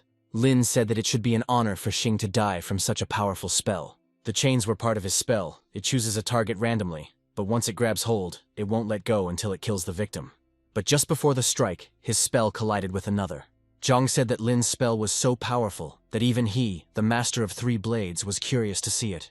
But Lin was worried that Zhang was here. Did Fei really lose? Xing told Zhang that he didn't have to hold back, since this master was trying to kill him. Lin said that as long as they were within the area of his spell, its effect would not stop. Then Zhang most likely used the most powerful thing he had, a skill he had not used for a very long time. This was the perfect version of his three blades domain. Anything within the reach of his sword energy would be destroyed. Then Fei came running and asked where Lynn had gone, and he, in the guise of a master, replied that he had transferred his student to a safe place. He told her not to worry. He was not afraid of Zhang's spell, but he himself understood that his strength was already running out. After that, Lynn jumped and said, let his spell try to destroy what he was currently using. Lynn used another forbidden spell and summoned a huge meteorite. Zhang was surprised. Out of 3 blades, only one remained, but now it had absorbed the power of the others and became even more dangerous. Lynn pretended that this attack did not frighten him, but in fact he was so exhausted that he simply could not escape. But he was very lucky that his forbidden spell turned out to be stronger. After this, Zhang didn't even have time to notice how he was also shackled in chains. Lynn warned that these chains were not the worst thing. The main dish had been above them all this time, waiting for its moment. Looking up, Zhang froze for a second in shock, trying to understand what was going on. Above them was the guillotine of the god of murder, the final part of his spell, called the Last Judgment. However, to Lin's surprise, Zhang was able to break free from the chains and destroy the guillotine. Lin said that Zhang was truly worthy of the title of Master of the 3 Blades. In the midst of the battle, Tian came to them. He was an old acquaintance of Zhang. Tian said that if they decided to continue the battle, he would have to escort them to the imperial prison. Sign walked up to Zhang and said that it was time for them to finish this fight. But Lin couldn't back down. Even though he had destroyed the compass, it didn't guarantee they wouldn't find it again. Lin said they would not stop until he was given guarantees for his students' safety. Because of Lin's spell, Tian couldn't use his full strength, which was very bad for him. But Lin understood that he was taking a great risk, since he could only hold this spell for 3 minutes. Suddenly, someone came from behind and wondered why the venerable masters were so angry with each other. It was Feng from the Chen family. He came with the others to try to settle the conflict. Lin was uneasy that he would have to fight against everyone. He said that the Ma family tried to kill his disciple, and he was not going to retreat. Feng said that he knew about the whole situation, and since it was the Ma family that started this mess, they would apologize. Sin initially tried to object, but eventually agreed to these conditions. He knelt down and apologized on behalf of the entire Ma family for his reckless behavior. After this, the girl told Lin that since the conflict had been settled, he did not want to reveal his face to Tian. But he replied that he was not going to do that he had no more questions for the Ma family. But he did not promise more. Feng was glad that everything ended so well. Lin was also about to leave, but Tian called out to him. Lin asked what he wanted and really hoped that they wouldn't stop him. However, Tian said that there were many forbidden-level spells flashing around the city, and asked if Lin knew anything about it. Lin lied that he had recently stumbled upon a battle between 2 masters, one a supreme stage mage, and the other a supreme stage warrior. However, this did not concern him, so he did not follow the battle. After what was said, he left. Tian was very surprised, because he had mastered the spells of wind, lightning, shadow, and now space. How many more secrets he still kept within himself. Arriving home, Lin promised himself that he would not take such risks again, because now he had exhausted all his strength and was on the verge of fainting. The next morning his whole body ached terribly. If he hadn't been able to scare his enemies, he definitely wouldn't have gotten out of there. Suddenly Fei came into the room and asked how Lin was doing. He was a little scared because she came in without knocking, and she didn't understand why he was wrapped up like that. She said she wasn't at all interested in what was under the covers, so Lin said she could leave the bedroom. But in fact, Fei came to say goodbye. She received a task from the Merchants Guild. She also said that she would not return the money, since it had already run out. But Lin only hoped that she would continue to protect him once she completed the task. After that, he patted her on the head and told her not to overdo it on the task, because she also got it pretty bad yesterday. Suddenly, she said that at the academy where he was entering, her sister was studying, and Fei asked him to look after her. But she doesn't need to talk about this. She doesn't have the best relationship with her sister, and most likely she hates her. After that, Fei went to the window and said goodbye, but Lin said that she could use the door. When Lin arrived at the academy, he saw a huge gate in front of him. These gates were simply disgusting. Maybe it wasn't too late to choose another academy. Suddenly, a girl approached them. She said that she felt the same way for the first time. However, after the director's words, she understood everything. The director said that after training they would become great masters who would not be ashamed to raise their hands to the sky, and this gate would become a symbol of their goal. After that, the gate became less disgusting, but Lin still felt uneasy. The girl introduced herself. Her name was Yungshin. She was a 3rd-year student. Yungshin said that she had heard a lot about Lin. After all, he took first place in the exam. She said she was lucky to meet the city's biggest star and led him into the reception area. However, their path was blocked by a guy with flowers. Apparently he was waiting for Yungshin. His name was Jianan, and he had been chasing Yunshin for a long time, despite her being unhappy about it. She introduced Lynn as the strongest student in the city and decided to help him with the admissions process. Jianan said that Lynn was no longer a little boy and could handle everything himself. However, when he started to approach Yunshin, Lynn stood between them, because Yunshin didn't want to talk to him at all. Jianan started laughing at him. He said that just because Lynn got first place in the exam, it didn't mean anything. His family is a strong supporter of Kaoki Academy, and there is not a single person in the city who does not respect his family. He said that if Lynn joined his group, he would forget about this incident. But Lynn was not interested and told Jiangnan to get out of the way. After that, with one strong blow, he threw him to the other end of the room. His friends were horrified, but Yunshin said the blow was actually quite good. When his friends had already picked him up, another girl approached them from behind. She was unhappy and asked how to get to the reception area. She wanted to get this over with as quickly as possible. Everyone in the crowd started talking about her. She looked very much like that same student.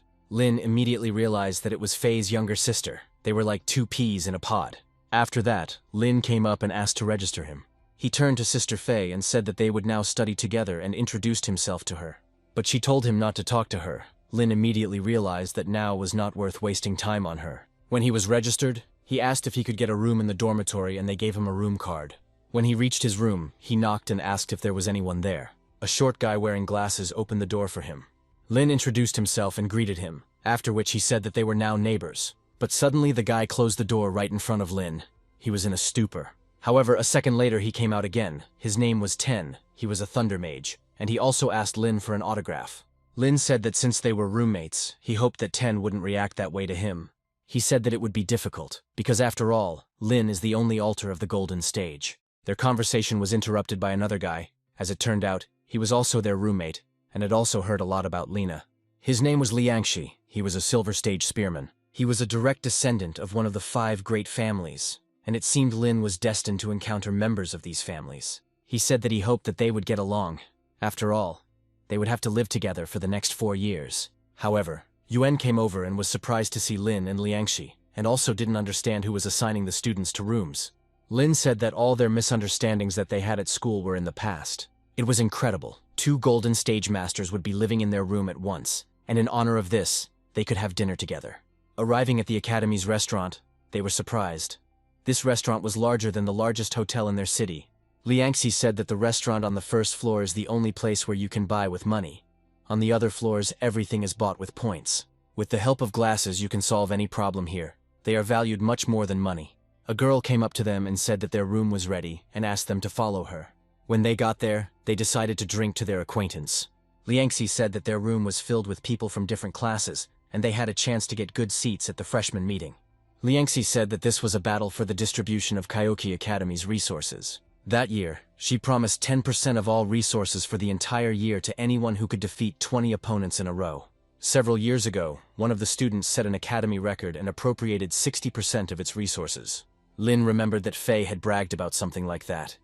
Could it be that there were still legends about her in the academy? Suddenly, someone knocked on their door and told them to get out of the room.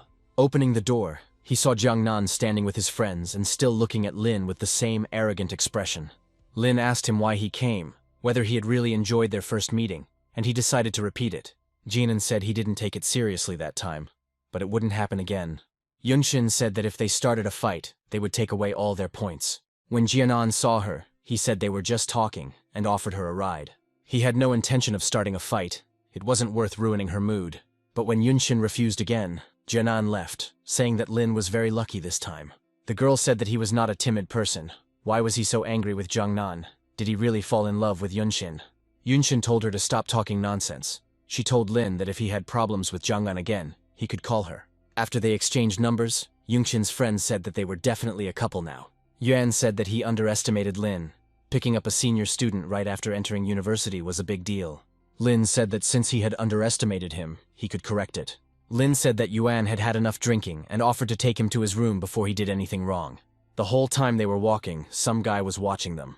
When everyone was sleeping, this guy burst into their room with a knife. He tried to attack Yuan, but Lynn had been waiting for him all this time and was able to stop him. After this, he broke free and tried to escape through the window. But Lynn was not going to let him go and rushed after him. Otherwise, this persecution would never end. Having reached the cemetery, the guy began to attack. He said that Lynn's strength was of no use if he couldn't hit him. However, Lynn was much faster, and easily turned his hand and stabbed the dagger into his chest. Lynn has already fought against a guy with the same tricks. They both become material during attacks. After this, the guy disappeared, and the director approached Lynn and said that Lynn turned out to be much more capable than he expected. Lynn said that there seemed to be something wrong with the security system, since they were almost killed by some cultist. Apparently, he used a special technique that allowed him to remain undetected. After that, he asked to tell who it was and why he wanted to kill him. Lynn himself didn't know anything, but he began to feel his aura even in the restaurant. It seems he's targeting the entire Kyoki Academy. Turbulent times are coming. The director said that he really wanted to improve his relationship with his master. Lynn was afraid that he would accidentally let it slip and expose himself. But fortunately, everything seems to have worked out. The next day, everyone was at the Kyoki Academy freshmen's meeting. From the outside, it looked more like some kind of concert, after all. Kyoki Academy is one of the 5 best academies. After this, the girl handed the floor over to the deputy director. He said that the freshmen's meeting is a kind of tournament, and at the end the judge will award the winner the appropriate points. This is their chance to show themselves and prove that they are worth something. This speech greatly motivated all the students. Kyoki Academy literally screamed that everything depended only on them. They were trying to raise real geniuses. The deputy director said it was time to put the unnecessary talk aside and start the tournament. Suddenly the roof began to open and turned into a huge arena. A man came into the arena and said that they could attack him. He would not hit back, but he did not promise that they would not suffer from their own blow. Lynn said that the man was acting strangely, but considering his nature, it was not strange at all. Liangxi heard a little about him. He was a warrior with a very rare Vajra body class. He becomes stronger every time someone defeats him, so he can become stronger not only by destroying monsters. Liangxi decided to try to hit him. However, even after using almost all his strength, he was unable to break through the barrier around him. But in reality, Liangxi was quite close to defeating him. He admitted that Liangxi was very strong for his age, and perhaps he would have the strength to defeat him in the future. Lynn came out next and asked if he could try. With a little force, he struck the barrier and was able to break through it. The man was sent flying to the other end of the arena, despite Lynn only using a small portion of his power. The other students were amazed. They couldn't believe that a first-year student had such enormous power. The vice director said that Lynn earned 10 points for being able to pierce the Vajra's body. Sister Fei was the next to challenge him. Yuan thought at first that it was her, but she looked a little younger and her clothes were different. She immediately realized that her sister was using her name again to get into some kind of trouble. When she started attacking, Lynn realized that all these shadows were not just an illusion, but it turned out that these attacks were quite material. But he didn't expect anything else from Sister Fei. Apparently he'll have to show his skills. He used the Eye of Truth, and the younger Fei felt like she was being seen through. It was the best way to capture even the smallest details. Now her shadow movement is useless. Afterwards, he struck once at the place where she was. However, just before the blow he stopped, because she admitted that this time he had won. But she promised that sooner or later she would take revenge. Lynn defeated her and earned another 15 points. Who else wants to challenge him? Many in the stands thought that no one would dare to do this after he defeated one of the strongest freshmen. There was a girl sitting in the stands. She decided that she had enough strength to overcome him. However, as soon as she descended into the arena, Janan stood before her. He said that Lynn had first attacked him from behind and then escaped thanks to Yunshin, but now he wouldn't get off so easily. Lynn approached him and asked why he was so quick to speak despite his mediocre skills. Janan asked Hong, that was the girl's name, to use her most powerful magic on him. Yin asked if it was okay for the two of them to team up against Lynn. The deputy said that there were no rules at the tournament, that it was quite logical that they decided to overwhelm him with numbers. Hong used her magic on Jiang'an, and he felt himself becoming stronger. He admitted that Lynn was strong, but even he couldn't defeat the two of them. He would make Lynn beg him for forgiveness. High magic is certainly a pain in the ass, but it's not something he should be afraid of. He stopped Jianan's punch with one hand, and decided to demonstrate the difference in their strength. Then he picked it up and started spinning it in the air. The deputy saw that Lynn had enveloped his hands in healing light, and had almost completely nullified Hong's magic. Lynn threw Jiangnan up into the air. After that, he turned his attention to Hong. But before he struck, he stopped and said that it would be better for them to just give up, since she was an ordinary mage. Afterwards, they saw Jianan fall back into the arena. Yuan said that the flame armor that Hong cast was completely useless. Jianan said that his family would never forgive him for this, and Lynn didn't understand why all the scions of great families were so similar. Hong gave in. She admitted that Lynn was too strong for her, because even if they united, they couldn't do anything. Few wanted to challenge him, because Lynn was incredibly strong and had every chance of breaking Fei's record. Lynn told his deputy that he wanted to continue the tournament, but he was getting bored of fighting everyone and wanted to move straight to the final stage of the tournament. The deputy said that Lynn made him very happy. He didn't think that a first-year student would show up and make it to the final stage. He was presented with 5 diamond stage opponents. If he defeated them, he would receive 10% of all Kyoki resources. He said that he would like to assemble a team for himself too.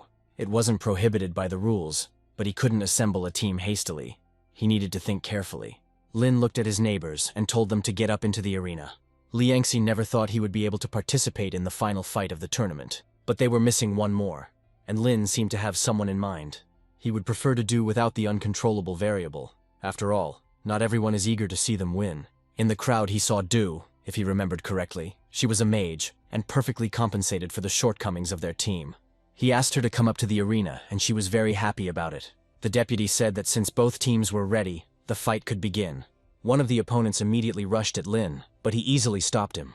He admitted that Janan was right, and Lynn was indeed very strong, but he would still lose. Lynn thanked him for the praise, but they didn't think their armor looked too bulky. The sight of it alone made him laugh. These words really hurt him. The armor should be like this, and he will never accept the newfangled elegant armor. Suddenly, Lynn and Yuan were enveloped in vines. The girl said that there was no time for talking in battle.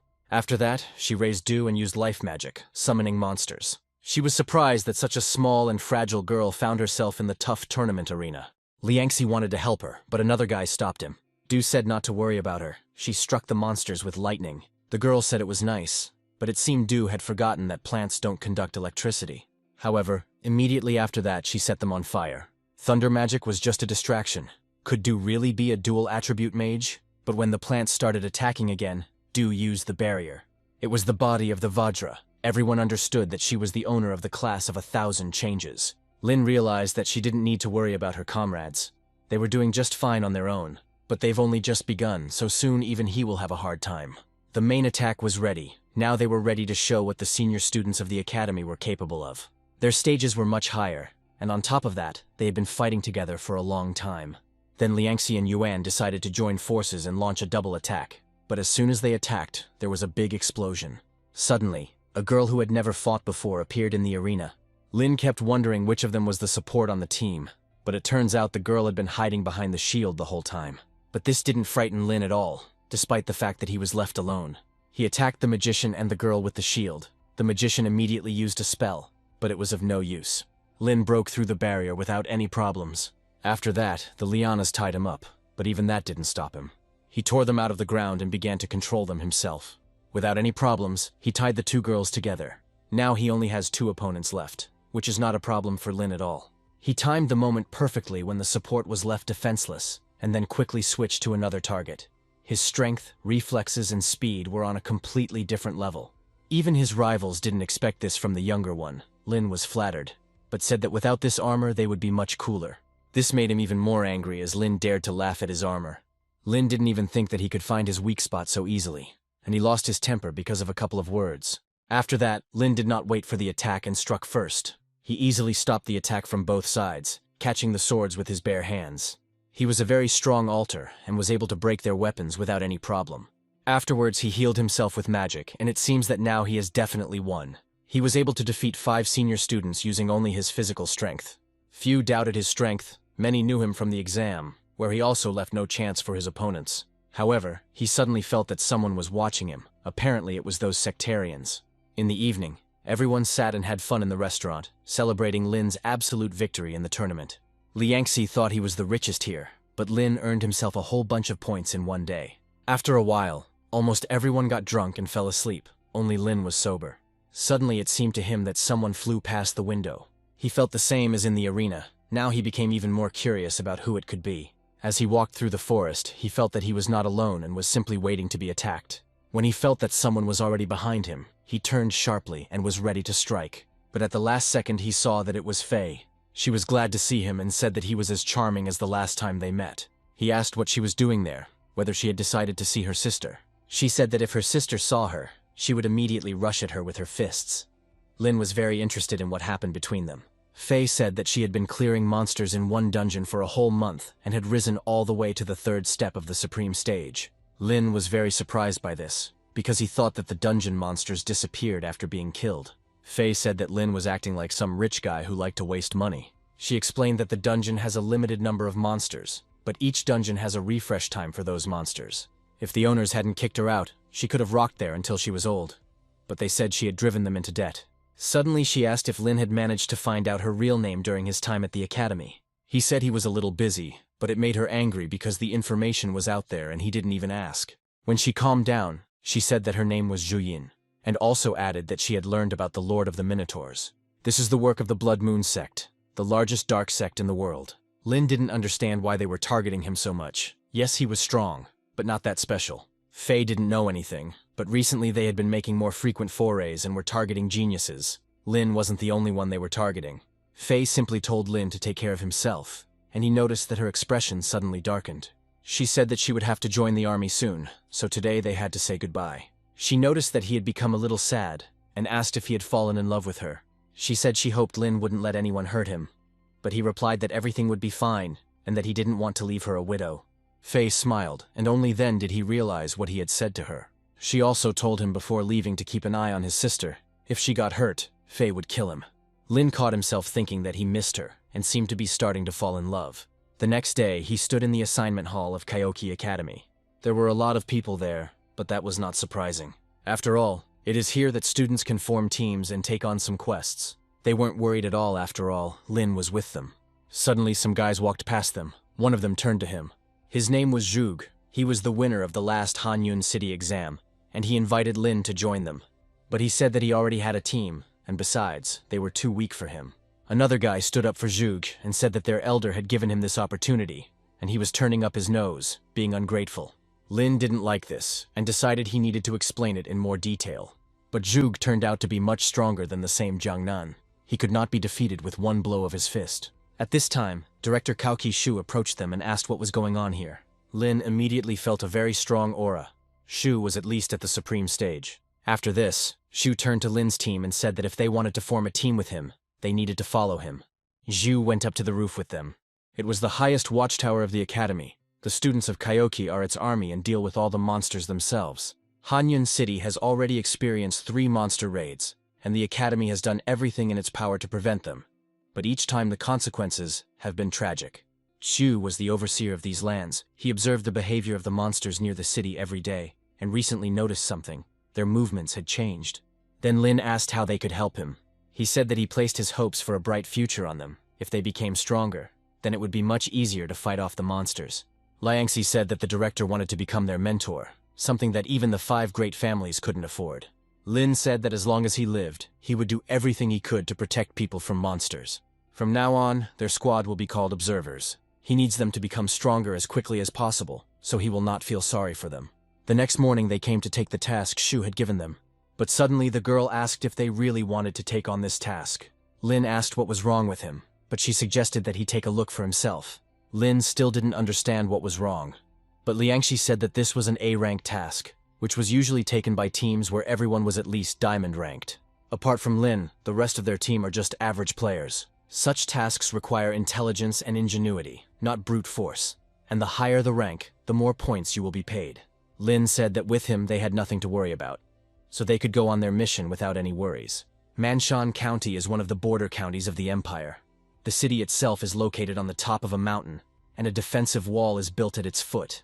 They shouldn't forget about simple caution. They don't want any of them to accidentally fall off this mountain. 26 murders have occurred there recently. The victims' bodies show no signs of injury, but all of them are missing their hearts. The Shenming Academy also managed to send a detachment there, but none of them returned. Apparently, these killers were at least diamond stage, and Lynn took them out in droves, so they had nothing to fear. Suddenly, the bus stopped abruptly. The driver said that they could get out, but he definitely wouldn't go into the city. Yuan said it was the only bus that went to Manshan, but the driver still refused. Du asked if things were really that bad in Manshan. The driver said that it was impossible to live there now. Ghosts appeared there every day and tried to drive you crazy. Lynn asked if he knew anything about ghosts. The driver did not want to tell, as it was very dangerous, but Lynn insisted. The driver said that, if anything, he warned them. He drew them a rough map. Once they enter the city, they need to follow the route and then enter the house. Lynn didn't understand at all what was happening, what ghosts there were and where they came from. They reached the house and went inside. The place was literally permeated with an eerie aura. Suddenly a ghost actually flew out at them. But surprisingly, he didn't seem to be planning to attack them, but he gave off a strange aura. Du said that she would check everything for now, and in the meantime they should cover for her. She used the blessing of the holy light to see what was happening here. Lynn was surprised, because she had just copied the power of an observer, a very rare support class. She saw the students of Shenmeng Academy gathered together, and then, for some unknown reason, they started fighting among themselves. Du couldn't understand what had happened between them that it had led to a fight, but it seems that thanks to the fight, they accidentally found some kind of portal. They moved into some other space and then disappeared. Suddenly, Du became very ill. Blood began to flow from her eyes and Yuan told her to stop. Du apologized for not really understanding anything. She only saw the portal, and then almost lost consciousness. Lynn said that everything was fine. Du had done very well and now they had at least some information.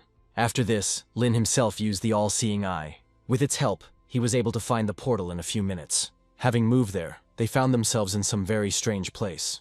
Everything around was red, and it seems that all this was in the blood of the residents of Manshan. Suddenly, Du turned around and pointed her finger to the side. There were bodies of people tied to poles and they were in a pool of blood. And also each of them had no heart, who could do such a thing. There were also many coffins without corpses inside, which means whoever is behind this wants to continue killing people. Suddenly, a very strange and creepy insect appeared. Lin told Liangxi to be more careful. These insects smelled very strange. Suddenly, a guy appeared from behind a pillar. Most likely, he was one of the sectarians. After his appearance, he mounted some creatures and began to attack Lin's team. He said that they were not so simple, since they were able to find his world. As a reward, they would have the honor of playing with his kids. Lin told everyone to be careful. There was something wrong with him. His level was too high. Du had lost too much strength and could no longer fight. She was so exhausted that she couldn't even move when the monster approached her. But Yuan and Teng came to her aid in time. The guy said that they were doing a very good job and he was even starting to like it. Lin knew of only one group of people who were so obsessed with the blood and strength of others. Anticipating Lin's question, he himself answered that he was a guardian of the Blood Moon cult.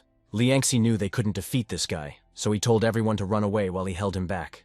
Lin said not to talk nonsense. They are one team and will never abandon each other. The guard said that these were too big words for a brat like him. His words hurt Lin a little, and he decided to check who was really the brat here. He used magic and opened a portal, and told everyone to quickly get into it. Once everyone had gotten out, Lin said that he would catch up with them as soon as he dealt with this guard. He didn't like this at all, because Lin had just stolen his future collection. Lin said that it was much easier for him to fight alone, because now he could not hold back. Without waiting for his attack, he used his forbidden level spell. After him, the guard fell to the ground. He did not understand what was happening to him. Lin said that he only deprived him of sight and hearing. What he sees is a common illusion. He won't even understand when Lin approaches him and dies before he can even feel his blow. However, to his great surprise, the guard was still able to react and deflect the blow. The guard said that if he were at the royal stage, he would be in very bad shape.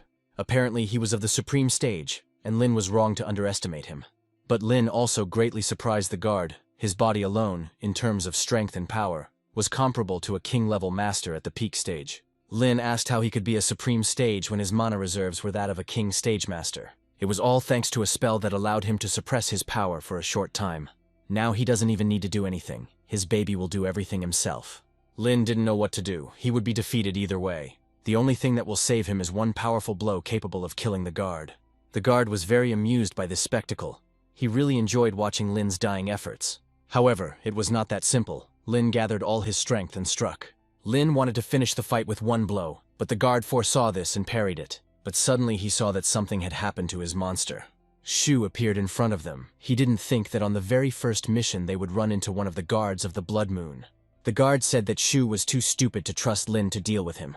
Yu said that he was too confident in himself and that he didn't stand a chance against them. The guard decided to test this and attacked first, but he couldn't even get close to the director. His power was in magnetism. As long as there was metal nearby, people like him wouldn't be able to get close to him. The guard said that he would not let them go just like that and would leave a small gift. Just before his death, the guard exploded, but Shu was able to protect Lin. However, Lin said that he felt as if the body of this guard was somewhere in Manshan. Zhu realized that Lin wanted to linger, but it was very, very dangerous. But running away was not the best option either. They didn't know when the next attack would come. Suddenly, someone else interrupted their conversation. It was Bian. He was an old acquaintance of the director. Shu asked him what he was doing while ordinary people were being killed left and right in Manshan County. He said not to worry, because he had already evacuated all the people, so they were not in any danger. He also said that he had pulled out his students and placed them in the main inn of the county. Lynn thought he was strange from the very beginning, but he didn't say anything. Before leaving, Bian said that if they wanted to carry out the bait plan, they needed to go to the county market. There were a lot of interesting things there. Zhu asked Lynn's opinion. He said that despite Bian's smile, he couldn't shake the feeling that he was hiding something. Zhu himself understood this, because Bian was quite the hypocrite. When Lynn returned, everyone was very happy to see him, although they had no doubt that nothing would happen to Lynn. They asked if he had dealt with that guy, but he said it was just a clone. If it weren't for his mentor, he definitely wouldn't have returned from there alive. Zhu asked if they had passed on the information, but they didn't know what was going on yet, and also, there was no signal here. Yuan said that the head of this county was also very strong, since he had transported them from the battlefield to the inn in just an instant. Yu said that he was of the supreme stage. They were on the same mission with him, but everyone except them died on it. But the team decided not to talk about sad things, but to go and celebrate their victory, albeit a small one. After that, they went to the Millennium branch in Manshan. Liangxi said that it was a very mysterious trading organization, with branches scattered throughout the empire. Lin said that he would go and look at something. After all, he had special discounts there. Du asked if she could go with him, and of course he didn't mind. Upon entering, Du immediately took a fancy to a necklace that increased her defense by 10%. Lin chose a skill book for himself. In total, it would cost 8 million, but they didn't care about the price, because the mentor promised to pay for everything. Lin took the Thunder Fist skill. If he strengthened it, he would finally have a formidable melee weapon. Now they should be able to defeat the Blood Moon Guardian. But for some reason, something was bothering him. Lin strengthened his Thunder Fist 10,000 times and immediately felt its power. It was an incredible power, comparable to forbidden-level spells. It became much stronger, which meant it was time to carry out their plan.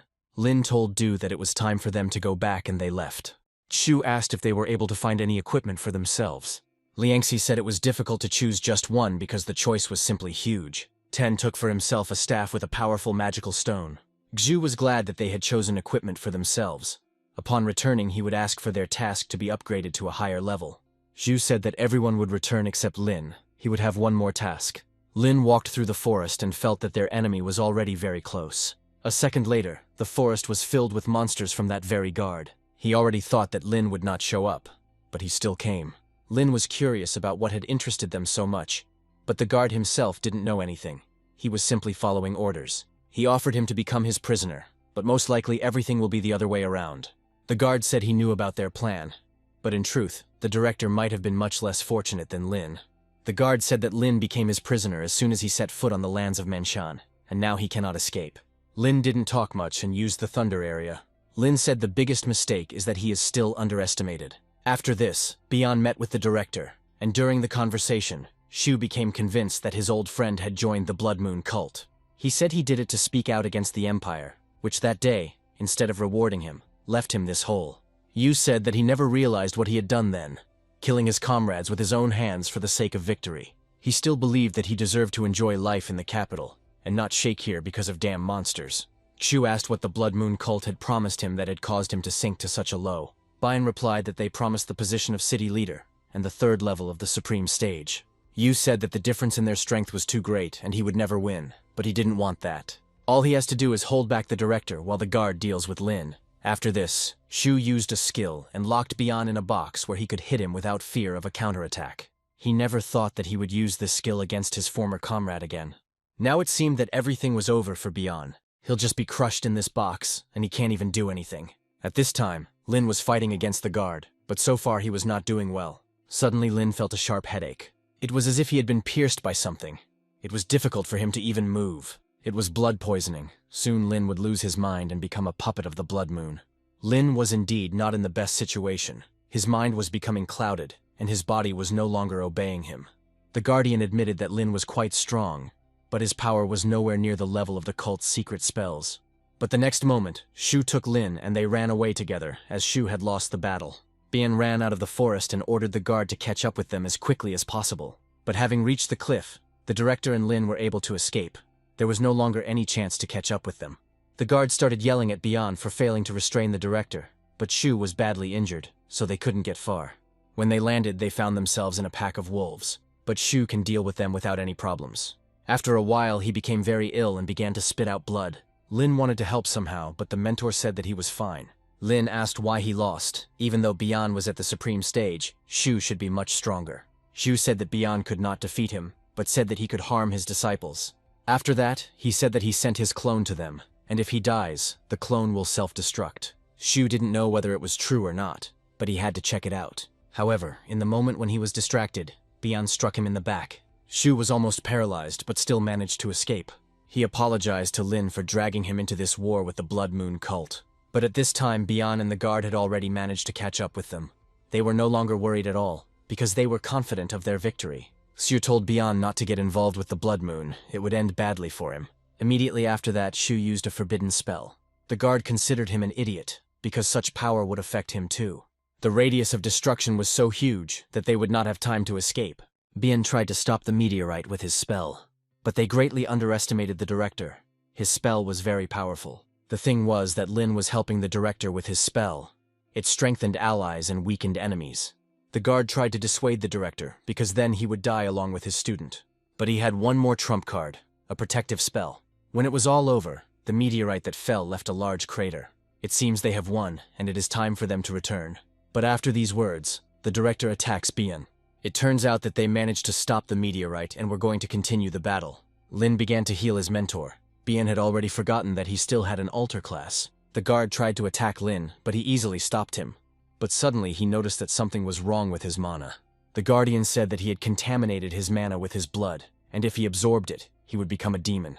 But then help came to them. This was the very owner of the Vajra body. He put the guard on the ground without any problems.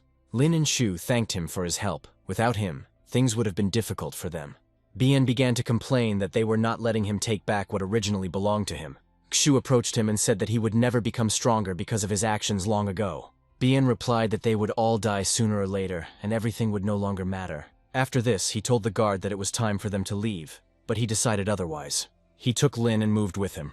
Lin ended up in one of the headquarters of the Blood Moon cult. The guard said that Lin was literally born to become one of them, but he thought differently, and had no intention of becoming such a monster. The guard told him to take his time and look at something first. They brought a guy to the cliff. Apparently they were going to throw him down. Lin told them to let him go immediately, but the guard advised him to put aside his pity. After that, he said that he had two classes. If the demon god likes the sacrifice he brings, he will grant him the second class. Currently, Lin is only a gold rank altar, but his strength is not inferior to that of a master of the initial stage of the supreme rank. He can't even imagine how strong he will become after reaching the second grade. But Lin said the more he listened, the more disgusted he became. After this, the guard pushed him off the cliff into a sea of blood. He advised him not to resist, since he would not be saved anyway. But Lin had to do something. Otherwise, he would truly become one of them. This blood consisted almost entirely of demonic chi. The guards were informed that 15 Supreme Stage Masters had been dispatched to search for Lin. But before they could answer, they noticed that something was wrong with the river of blood. Lin's entire body was enveloped in demonic chi, but he continued to resist it. The river of blood began to spread and everyone was told to leave immediately. Lin was able to summon undead using demonic chi. The guard became more and more surprised. Lin was not an ordinary person. Lin said that he would avenge everyone who died at the hands of the guards. The guard sent his men to deal with the Cerberus, but they didn't pose any threat to him. But the guard could still do something. This was his fortress, which meant they played by his rules. Within his spell area, Lin cannot use demonic chi, and the pressure on his mind will only increase. Lin didn't know what to do. He couldn't absorb demonic chi, otherwise he would turn into one of them. Cerberus clearly can't handle the guard. Is he really going to die here? Lin could only absorb the demonic chi little by little. The guard was delighted, because he decided that Lin had finally agreed to join them. But when he saw that Lin continued to maintain his sanity, he decided to add fuel to the fire. He took control of the Cerberus that Lin created. Now he served only him, which meant he could easily attack Lin. The guard gave the command, and the monster actually rushed at Lin. Lin was on the verge and was about to give up. But he remembered another trump card. He was able to transform into Zhang, the master of 3 blades. The guard thought it was nothing more than a cheap fake. But Lin really did become one, but only for 3 minutes. At this time, the masters from Kyochi had already determined Lin's location. Lin's spell hit the Cerberus quite quickly. The guardian admitted that Lin had won, but sooner or later the cult would rule the world, and he would be waiting for it in hell.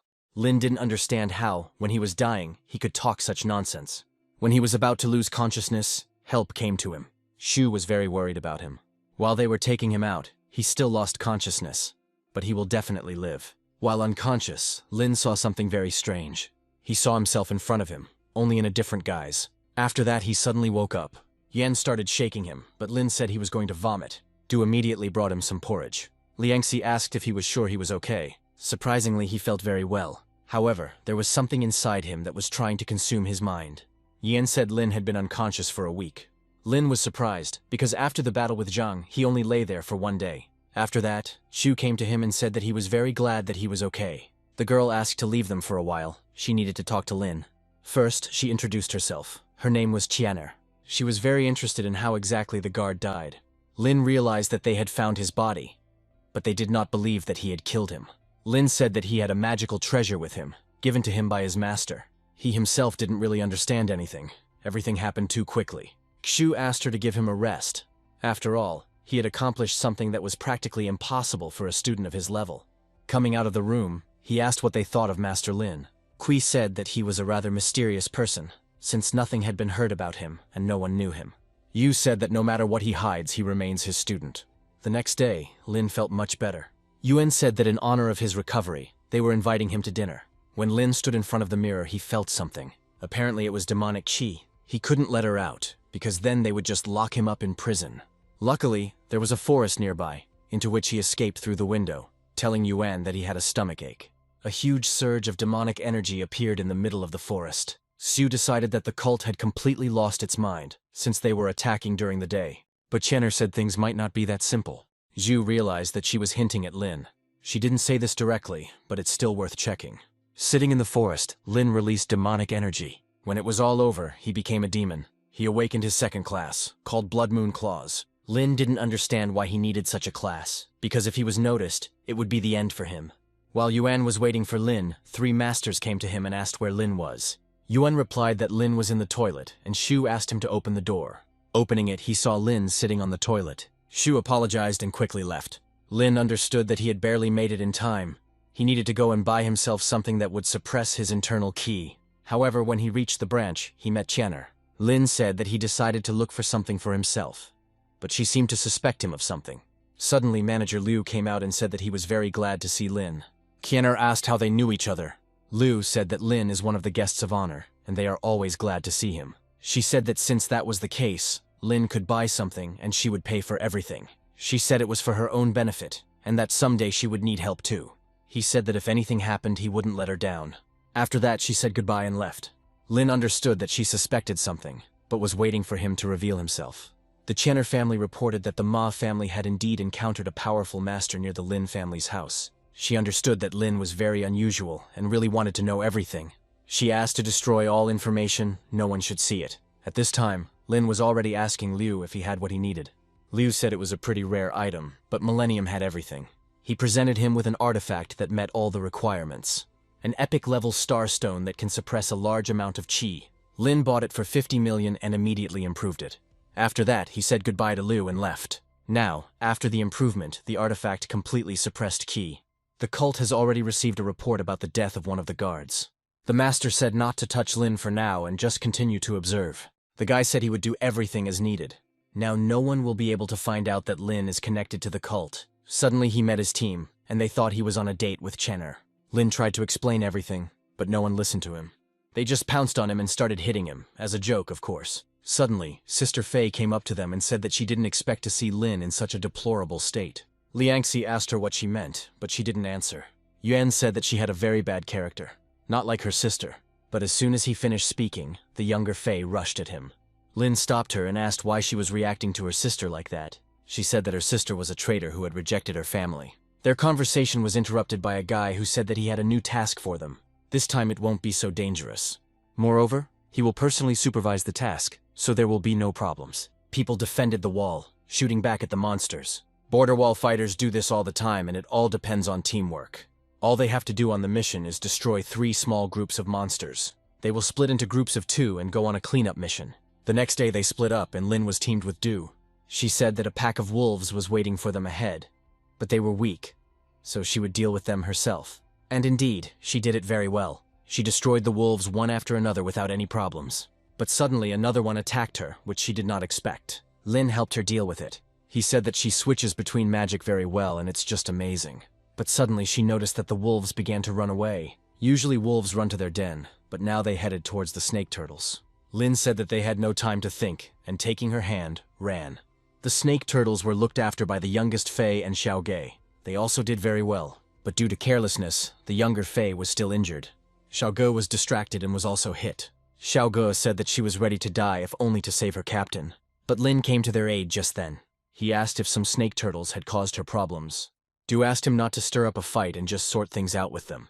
In just a couple of minutes, he defeated all the monsters with his bare hands. Sister Fei was surprised that he could destroy gold-rank monsters so easily without magic. Lin said that now they need to report to the teacher about the completion of the task. But suddenly Sister Fei lost consciousness.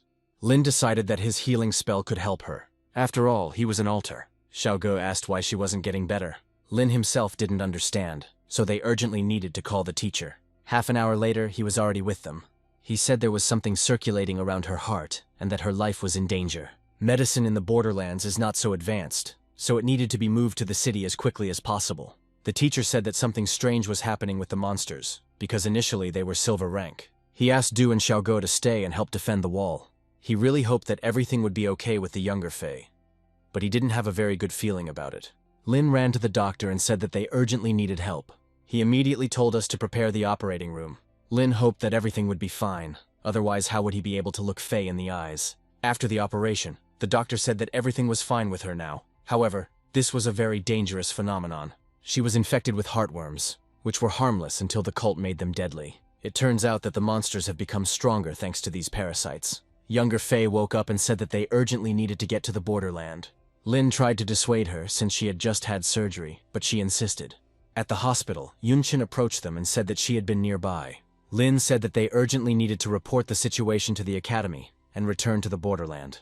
After moving, they found themselves in some kind of room. This was the Mansion County morgue, but why were they moved here? Yen said that the monsters had gone crazy and that everyone was being evacuated now. Lin left the evacuation to him and ran off to join the others. And something very strange was really happening there. In the body of the huge snake, Lin saw a very familiar spear. He immediately realized that it belonged to Liangxi. But where was he? While they were thinking, the snake looked at them and then ran away. Nobody understood why this monster escaped. But immediately after they saw a battle between 3 huge monsters. Junior Fei suggested dealing with them, but Lin replied that they were at least peak supreme rank. Then she suggested simply going around them, but it was too late. The monster fell near them and seemed to notice them. All they could do was run. Lin picked up the younger Fei in his arms and they all started running away. Apparently the monsters decided to unite against them, but no one knew the reasons. It was also impossible to escape from them, they were too fast. And that was a real problem. Lin suggested that Yunshin split up and then meet at the same place. Younger Fei asked why Lin was carrying her in his arms, and he replied that if anything happened, they would die together, like in romance books. After that they split up and now there was a chance of survival. Half an hour had already passed and Lin was still running.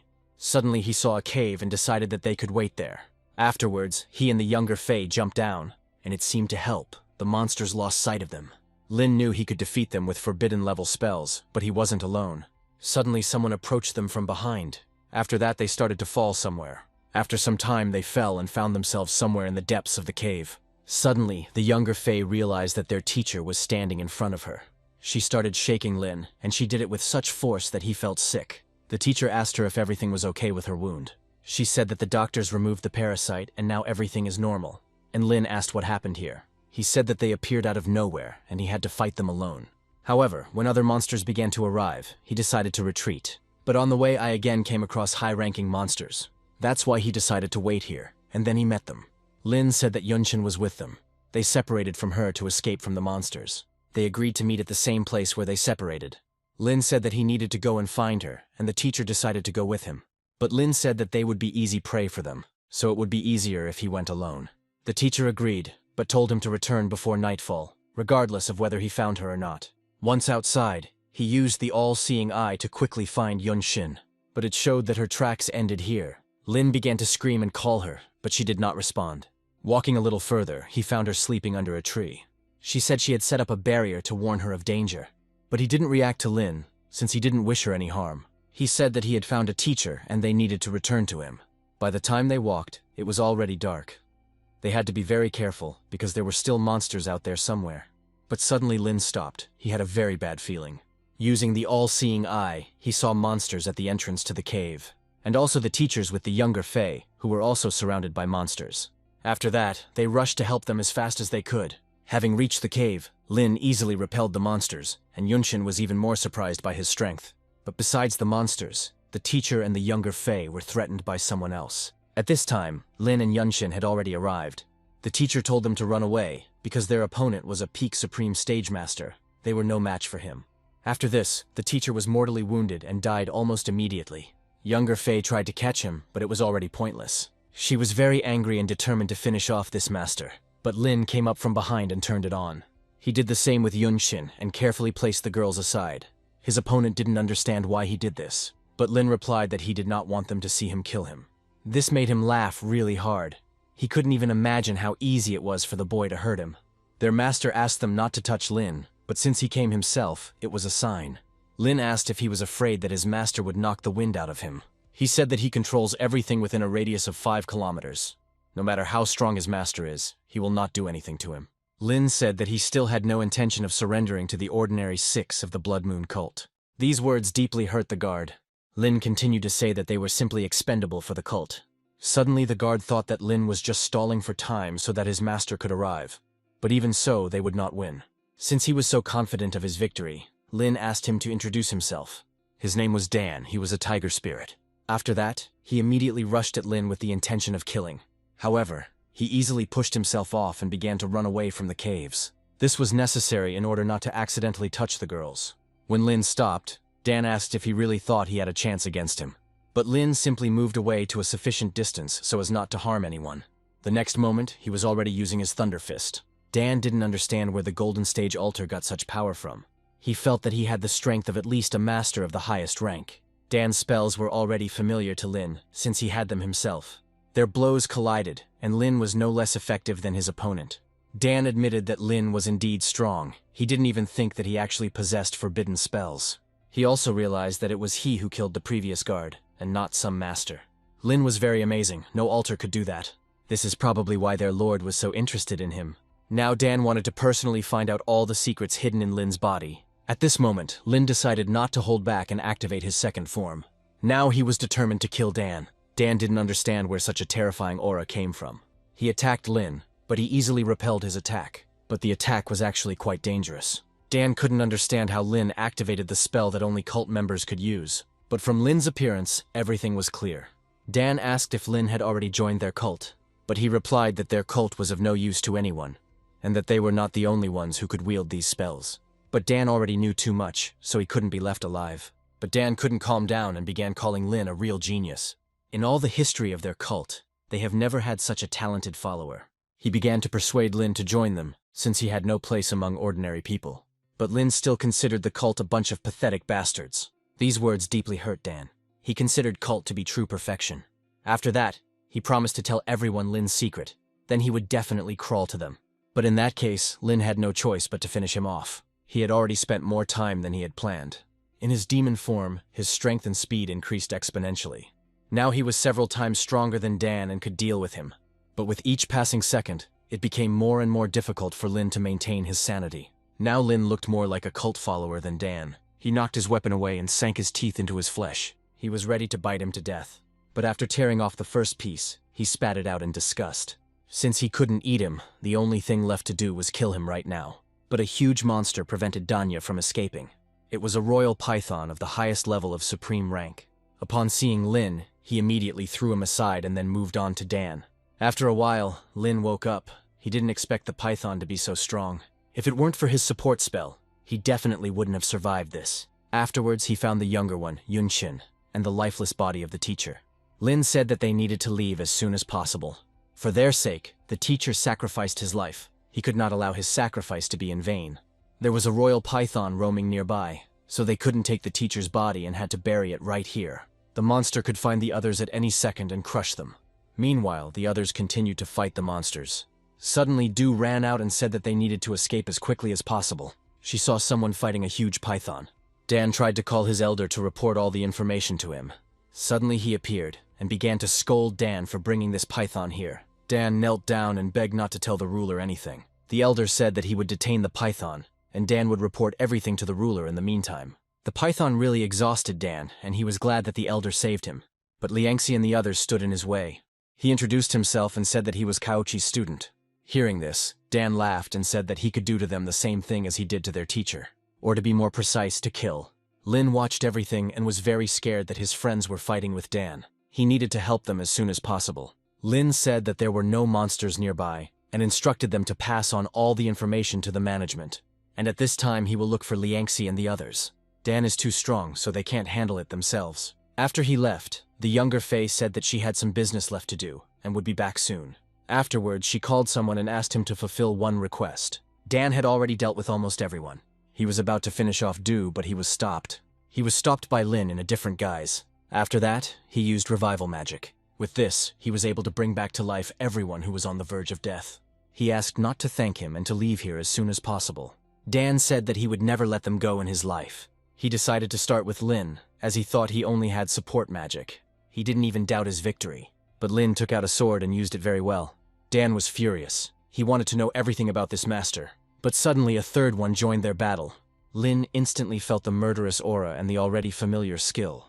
It was Faye, but what is she doing here? She asked Lynn to give up Dan to her, and she was instructed to finish him off. But he also had claims against him, so they decided to unite. Dan didn't understand why the Goddess of Thorns was attacking him. There had never been any hostility between them. But she had her own reason for this. They were winning easily, but just as Lynn was about to finish him off, he saw an explosion. With the help of the Divine Eye, she saw another cult follower restraining the python.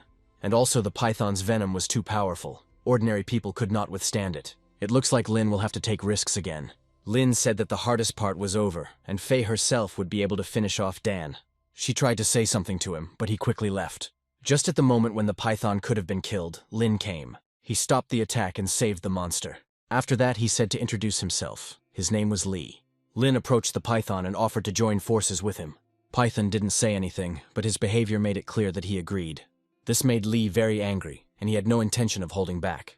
As soon as he tried to hit Lynn, the python covered him with its body. Thanks to this, he was able to prepare his spell. At this point, Dan begged Faye not to kill him, in exchange for which he offered to tell her Lynn's secret. She was intrigued and let him speak. He said that Lynn became a Blood Moon follower, but she didn't listen any further and cut off Dan's head. Suddenly, she felt a very powerful spell, the same one Master Lynn used, and it seems that the one who helped her fight ran in the same direction. Could it be that he was that very master? Lynn had already used one of his most powerful spells, Judgment of the Sinner. Lee tried to fend off Lynn's attack, but the python stopped him. There was a big explosion, after which Lee should have died immediately, but there wasn't a scratch on him. Now it was his turn to attack. It was the first time Lynn had encountered such a powerful master. He was too fast, and Lynn wouldn't have time to dodge. But at the last moment, Faye came to his aid again. The attack hit her a little, but Lynn was able to catch her. She was amazed at how many secrets Lynn had within herself. She turned to Lee and said that now she too would fight him. But Lynn said that he couldn't take such a risk. After all, Lee was insanely strong. Faye approached him and said that she was very pleased that he was so protective of her. At that moment, Lee began to cast his spell. Faye said to stop him, otherwise things would get very bad for them. After that, Faye used her forbidden technique. Lee held the shield and continued to cast the spell. They still managed to break through the shield. Faye rushed to finish him off, but it was in vain. Lee managed to finish the spell and summon Taktagata. Lynn couldn't move. The only salvation was to take on a demonic form. But instead, Faye found herself exposed again. Lynn said she shouldn't have done that, but she was glad that he was okay. He laid her on the ground and began healing. Lee said that it was all pointless, because they were already corpses anyway. But Lynn had already taken on a different form and was ready for battle. Only now did Lee realize that Lynn was the one their lord was looking for. But he didn't care. He just wanted to kill Lee as quickly as possible. Lee said that Lynn was the chosen son of their god, and they had no need to fight. Lynn had no intention of talking to him and just wanted to fight. Lee felt his aura and even felt fear for a moment. And Lynn was already completely ready for battle. Lee was still wondering how he had managed to join the cult while remaining human. But Lynn was getting more and more crazy and just wanted to devour Lee. Lee decided to fight anyway and activated his second form. Now Lynn wanted to fight even more. While Lee was in this form, he could not be harmed by physical attacks. But Lynn succeeded. He didn't believe it and thought it was just a coincidence. But he was unable to take on another form again. Lynn began to suck out his chi, causing him to become weak. Lee rushed at him, but Lynn pierced his body with one blow. Lynn's mind was almost completely clouded, and he could hardly contain himself. He threw Lee to the ground and began to devour him. At that moment, Faye woke up and saw everything. She couldn't believe that Lynn had actually become one of the cult. She tried to talk to him, But when he saw her, he smelled a very sweet scent. She told him to control himself, but Lynn clung to her. Despite the pain, she still tried to bring him to his senses. She knew it wasn't him doing this, but the demon inside him. She knew him as a man who was ready to do anything for his loved ones, as someone who will always come to the rescue, and as my only friend. After that, she came closer and kissed him tenderly. This finally brought him to his senses. But he told her to leave. He still can't control himself. She tried to object, but he insisted. Faye pretended to leave, but in reality, she decided to just stand back and watch. At this time, Lynn tried to contact the demon inside himself. He found himself inside his own mind. And there he met him, with the same monster inside him that almost made him hurt Faye. Lynn told him to get out of his head, but he had no intention of doing so. Lynn said that in that case he could erase it with one movement of his hand. The demon thought that Lynn would not dare to do such a thing, but he was serious. Since the demon is in his body, he will simply destroy it. Lynn was very scared, but the fear of harming his loved ones was much greater. The demon said that he would not do this, because everyone was afraid of death. Then Lynn gathered all his strength into his fist and struck himself with lightning. The demon told him to stop, because the next blow would be the last. But Lynn had no intention of stopping. Either the demon gives in and retreats into the depths of the mind, or Lynn will kill it along with himself. At the last moment, the demon recognized him as the leader, and agreed. Lynn ordered him to hide and not show himself. Before leaving, he said that Lynn would deeply regret this. After that, he lost consciousness. When he woke up, he told Faye that he had done it, but immediately after he passed out again. At the hospital, Faye was always with him, and one day her younger sister came to see him. She said she just came to thank him for saving her. Faye praised her because she had already reached the peak of the golden stage. Afterwards, they had a conversation, and Faye said that she had reasons for leaving her family. She didn't want to talk about them. This made the sister very angry, and she started shouting that Faye was just a traitor. Faye said that someday she would find out everything and forgive her. And immediately after that, she jumped out the window and left. And she left because she noticed the guardian of the Kaoki Academy. He didn't expect to meet her in the borderland. She asked why he, being a master of the holy stage, did not come to help. But he only said that he could not leave the academy without permission. Faye said that if it weren't for Lynn, there would be nothing left of the city. She didn't want to continue the conversation, so she just left. After that, Director Shu approached him. He said that most likely there is a traitor among the leadership working for the cult, but this still had to be proven. He also said that the first signs of a natural disaster had appeared on the border. It looks like it's going to be very busy there soon. After some time, Lynn finally woke up. Liangxi said that this time he lay there for a whole month and it even scared him. And then he remembered the kiss with Faye, and now he didn't know how to behave. Du said that Faye had returned back to the army. It was good, because he wouldn't have to explain himself to her right now. He also noticed that his friends had changed as well. Du was able to reach the golden stage. Yuan was at the peak of its golden age. Liangxi also reached the golden stage, and Ten was at the peak of his diamond stage. Lin felt like he had been lying there for several years. Liangxi said that since everyone was gathered, they would be able to participate in the 5 Great Academies tournament. If they win, they will receive 20% of the resources for the whole year. Of course, Lin couldn't refuse something like that. As it turned out, they had already signed up there and were just waiting for Lin to recover. After this, the elders entered the room. Lin said that they were just in time and offered to take part in the tournament. It sounded very interesting after all. Resources are never superfluous. Sienner said she would agree if Lin went shopping with her. And of course he agreed. The next day, when he left the hospital, she was already waiting for him. Lin said she looked great. When they walked, all attention was only on them. Or to be more precise, on Lin. Sienner noticed that something was wrong with him. But the next moment, everyone started calling Lin their hero. Kianer said that while he was in the hospital, word spread around the city about him. So now he has fans. Lin took Kianer's hand and they ran. This was not the first time for him. Then he ran around the corner to hide from the crowd. He said that they could hide here. She felt very embarrassed when Lin hugged her. When he looked at her, she said she was just a little out of breath. He suggested that she exit from the other side so that they would definitely not be found. But there he saw that they had already reached the millennium. And since that was the case, he decided to go to Liu. Liu was very happy to see him. He said that he even visited Lin in the hospital. One of the security guards at the entrance asked why Liu was treating this guy like that. He showed him a post that said Lin had been awarded the highest class medal for heroism. At this time, Liu showed him the tiger spirit weapon. Lin realized that Faye had brought it, since she was the one who killed that demon. Liu offered Lin a discount on the item, but he refused. Afterwards, he handed him a note from Faye.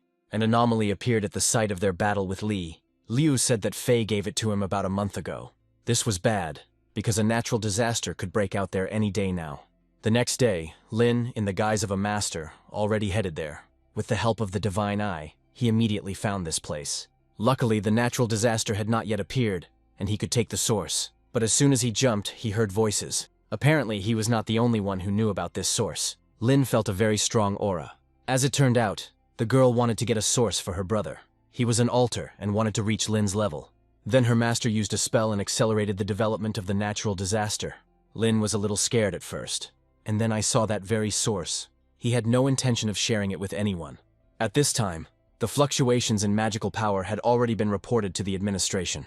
The master told the girl that she would not go further, because the source could explode. But suddenly Lynn appeared and began to break the source barrier. He said that this source would go to him. He is not going to give it to the one who entrusted his development to his sister. The girl started screaming that the source belonged to them. But Lynn didn't even listen to her. Having broken the first barrier, he reached the barrier of the source itself. But just as he wanted to break it, he felt himself being attacked. Lynn had no doubt that it was that old man. But he was actually aiming at the source.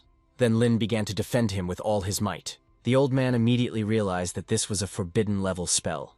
But Lynn was covered with stones, and no one thought that he had already died. But Lynn remained unharmed, and finally took back his source. But something was wrong. He felt strong vibrations from below. The old man immediately felt that there seemed to be a second source there. Lynn noticed it in exactly the same way. He couldn't miss such a chance, and without thinking went down further. He had never encountered such a powerful source before, and was surprised. He immediately tried to take it, but everything turned out to be not so simple. As soon as he touched it, he immediately jumped back. The source completely burned his hand. He healed her and kept trying. Finally, after many attempts, he managed to take it. He is probably the first in the world to extract such a powerful source. He came out into the street in the guise of a master, but the old man and the girl continued to wait for him there. Lynn said that they have no right to be here because they live in another empire. But the old man replied that there was only one Saint Stage master in the academy, so he had nothing to fear. Afterwards, he said to give him both sources.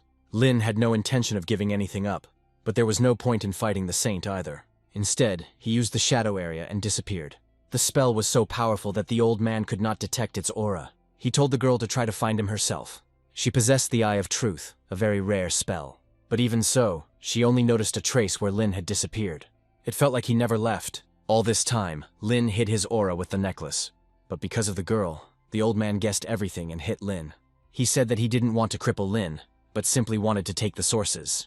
But he still refused. He said that he came there first and got them himself. Moreover, this is the territory of another empire, and they have no right to lay claim to local resources.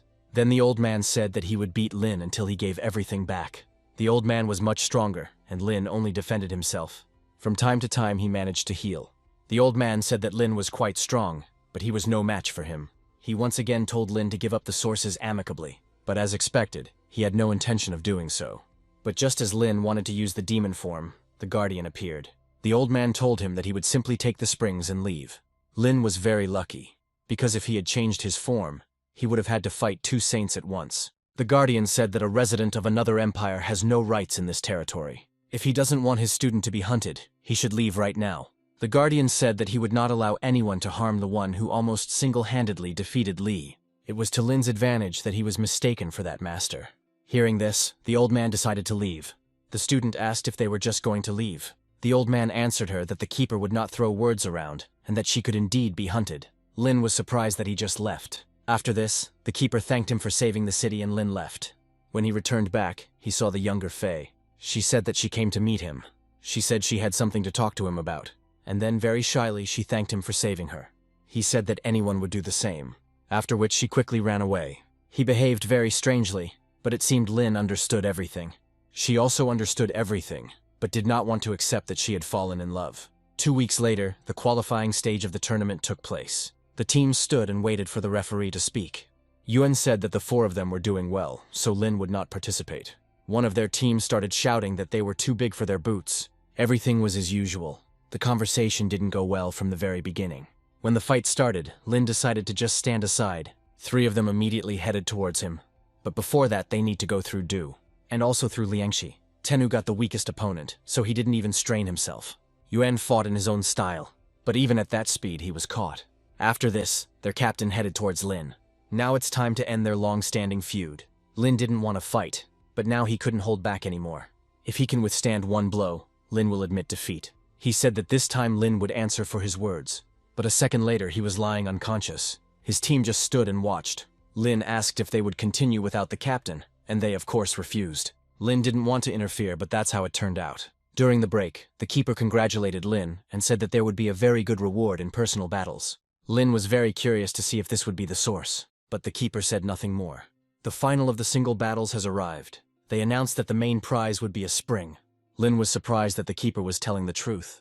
Even though he didn't believe it, he couldn't refuse it. In the very first second, he had already dealt with one. That's exactly why he didn't want to participate. The next one to decide to fight him was the younger Faye. Since their last battle, they had both grown stronger. Yuan was surprised when Lynn managed to become so strong. Lynn said that as a killer, she should not allow herself to be driven into a corner. She did a great job, so a gentle push was enough. At this time he was attacked from behind, but even so, it was not possible to defeat Lynn. It took too long to deal with each one, so he decided to knock them all out at once. Taking out his staff, he cast a spell of 10,000 lightning bolts. Everyone started running from the arena. He held back as best he could, just to immobilize everyone. Everyone knew how strong he was, but knocking them all out with just one spell was too much. Now Chenner decided to fight him. Lynn said he had no intention of holding back. But of course, he didn't fight at full strength. She understood this, and said that he would regret it if he did not fight seriously. One could only envy his speed and reaction, but she was also incredibly strong. She said that if he continued to defend himself, she would simply push him out of the arena. Now it's time to use the altar's skills. After the strengthening spell, he was ready to fight. But as soon as he attacked, everything became clear. With the power up, he became simply invincible. Chenner could no longer feel her hands, but when her weapon broke, everything became clear. He didn't finish her off, and she just gave in. He thanked her for the fight and helped her up. After half a month, he went to the kingdom's passage hall. During this time, he was able to reach the 39th level, and was ready to make the transition. When Lynn arrived, the girl was simply in shock. When he took the task, it was again of the highest rank. To do this, you had to go to the Wuling Mountain dungeon, which opened once a day. Lynn was determined to complete the task as quickly as possible. When it opened, everyone immediately rushed there. But Lynn was much faster and got there first. He immediately saw the first opponents. Not wanting to waste time, he used Thunder Fist on them. Apparently, the attribute of lightning was their weakness. Half an hour later, he found the mountain deity. He asked him to help fight off the monsters. There were a lot of them, but there shouldn't be any problems. The deity strengthened it, and quite well. There was no point in hiding his abilities, so Lynn gave it his all. He used several spells at once. He used lightning to destroy monsters, and the deity kept giving him strength, so they got it done very quickly. After some time, they reached the last monsters. There were no problems with them either. Lynn broke the record for completing the route, taking just under an hour and a half. He also activated a hidden quest. No one had ever done it before. Lynn didn't really want to do it, but he had no choice. The essence of the task was to free the souls of the warriors. Lynn didn't understand anything, but he went anyway. And there they actually met a shaman. These warriors did not look dead, but cursed. The shaman did all this, but how can they free the souls of these warriors? Their army was quite large, and there was also a leader. The shaman was really looking forward to the moment when he could turn Lynn into one of the spirits. After this, the curses began to attack. A platinum rank boss also appeared. His skills were incredible, but Lynn had no intention of retreating. He will complete the task even if he faces God himself. He also struck with lightning, and it seems to have temporarily restored reason to the souls. The boss said that the shaman deceived them. He could not continue further, as the curse began to return. It was very bad, because they never found out anything. The boss said they needed to kill him to free the others. Lynn could simply leave and receive a reward, or free the souls and receive a much better reward. The curse had finally returned, and a quick solution had to be found. The deity suggested leaving, but Lynn was against it. He used several spells again, and attacked the boss. Before he died, he thanked Lynn for saving him. The deity congratulated Lynn on his passage. At this time, something terrible began to happen on the outskirts of the city. Hundreds of monsters attacked the city again. This needed to be reported to the academy as soon as possible. And Lynn has already moved to a new kingdom. He received a soul stone and became curious about whether it could be improved in the system. And as it turns out, it is possible. After being strengthened, he received the souls of the warriors of Wuling Mountain. This was another forbidden spell. And then he started running away from the crowd of fans again. 3 days later, Lynn stood in the forest. He couldn't get the connection, and he also didn't understand where all the monsters had gone. When suddenly I saw the younger Faye. She was running away from a huge bear. Lynn came down from the tree and saved her. He greeted her, but she said nothing, and she just rushed to hug him. She said there was no connection because of a cult that had decided to cut them off from the rest of the world. They needed to report everything to the authorities of the nearest city as quickly as possible. The city's protective dome fell, and the city itself plunged into chaos. Lynn said they needed to split up. He will go to the city, and she will run for help. It was all very strange, and Lynn didn't like it at all. At this time, chaos was raging in Kyoki Square. The Blood Moon cult attacked openly, and the Academy was not coping at all. The founder of the cult was incredibly strong, or more precisely, at the peak of the holy stage. The Guardian's shield was broken. He could no longer fight, so he told everyone to try to escape. But Liangxi said that they would fight to the end. If we are going to die, then we all die together. 2 guards came out to the keeper. He was too weak and couldn't even defend himself. The ruler began to suck out chi from the fallen people. With every second he became stronger. The guards said that today they will wipe out the academy. The Lord began to read the spell. But just at that moment, Lynn arrived. He struck the monsters in the square with his spell, and also 2 guards. After that, he used 3 forbidden-level spells. The Lord was surprised that someone from the academy was capable of such a thing. After that, he healed everyone. Now only the keeper understood what Lynn was capable of. And the Lord found out that this was the very guy he had been looking for. He stood out from the rest.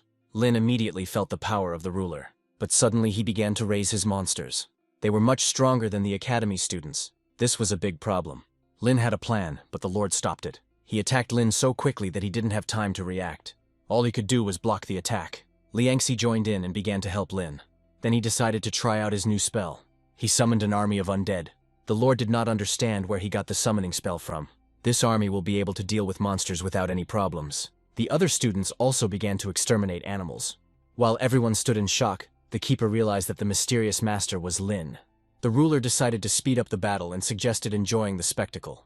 The moon turned red and the animals began to change. The Lord used the Demon King's domain. All characteristics in it dropped by 90%. It also blocked the use of elemental spells. But Lynn also had a trump card. After changing appearance, all negative effects ceased to work.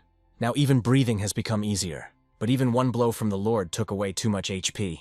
A couple more blows like this and Lynn might die. The Lord suggested testing how long Lynn could hold out. But he still had something to surprise him with. Lynn parried blow after blow, and then he recovered, taking the Lord's key. The Lord said that he would not last long, and that he would lose control. The demon inside Lynn pressed on him more and more. Even so, he did not lose his mind. The demon offered to simply give him this body, but Lynn held out. Lynn was so exhausted that he was ready to simply fall. And the constant onslaught of the demon was very annoying. Lynn's HP has dropped below critical point. This was precisely his plan. He grabbed the Lord and began to suck out the chi from him. He told him to let go, otherwise he himself would die. But this ending also suited Lynn. He had already absorbed more ki than his body could handle. But I had no intention of stopping. Lynn completely gave his mind to the demon in order to absorb even more. The Lord's body began to gradually dry out, and before the end, a huge energy ball formed. In a moment it was all over. People gradually began to come to their senses. But suddenly they saw Lynn's body. Liangxi ran up and realized that he wasn't breathing.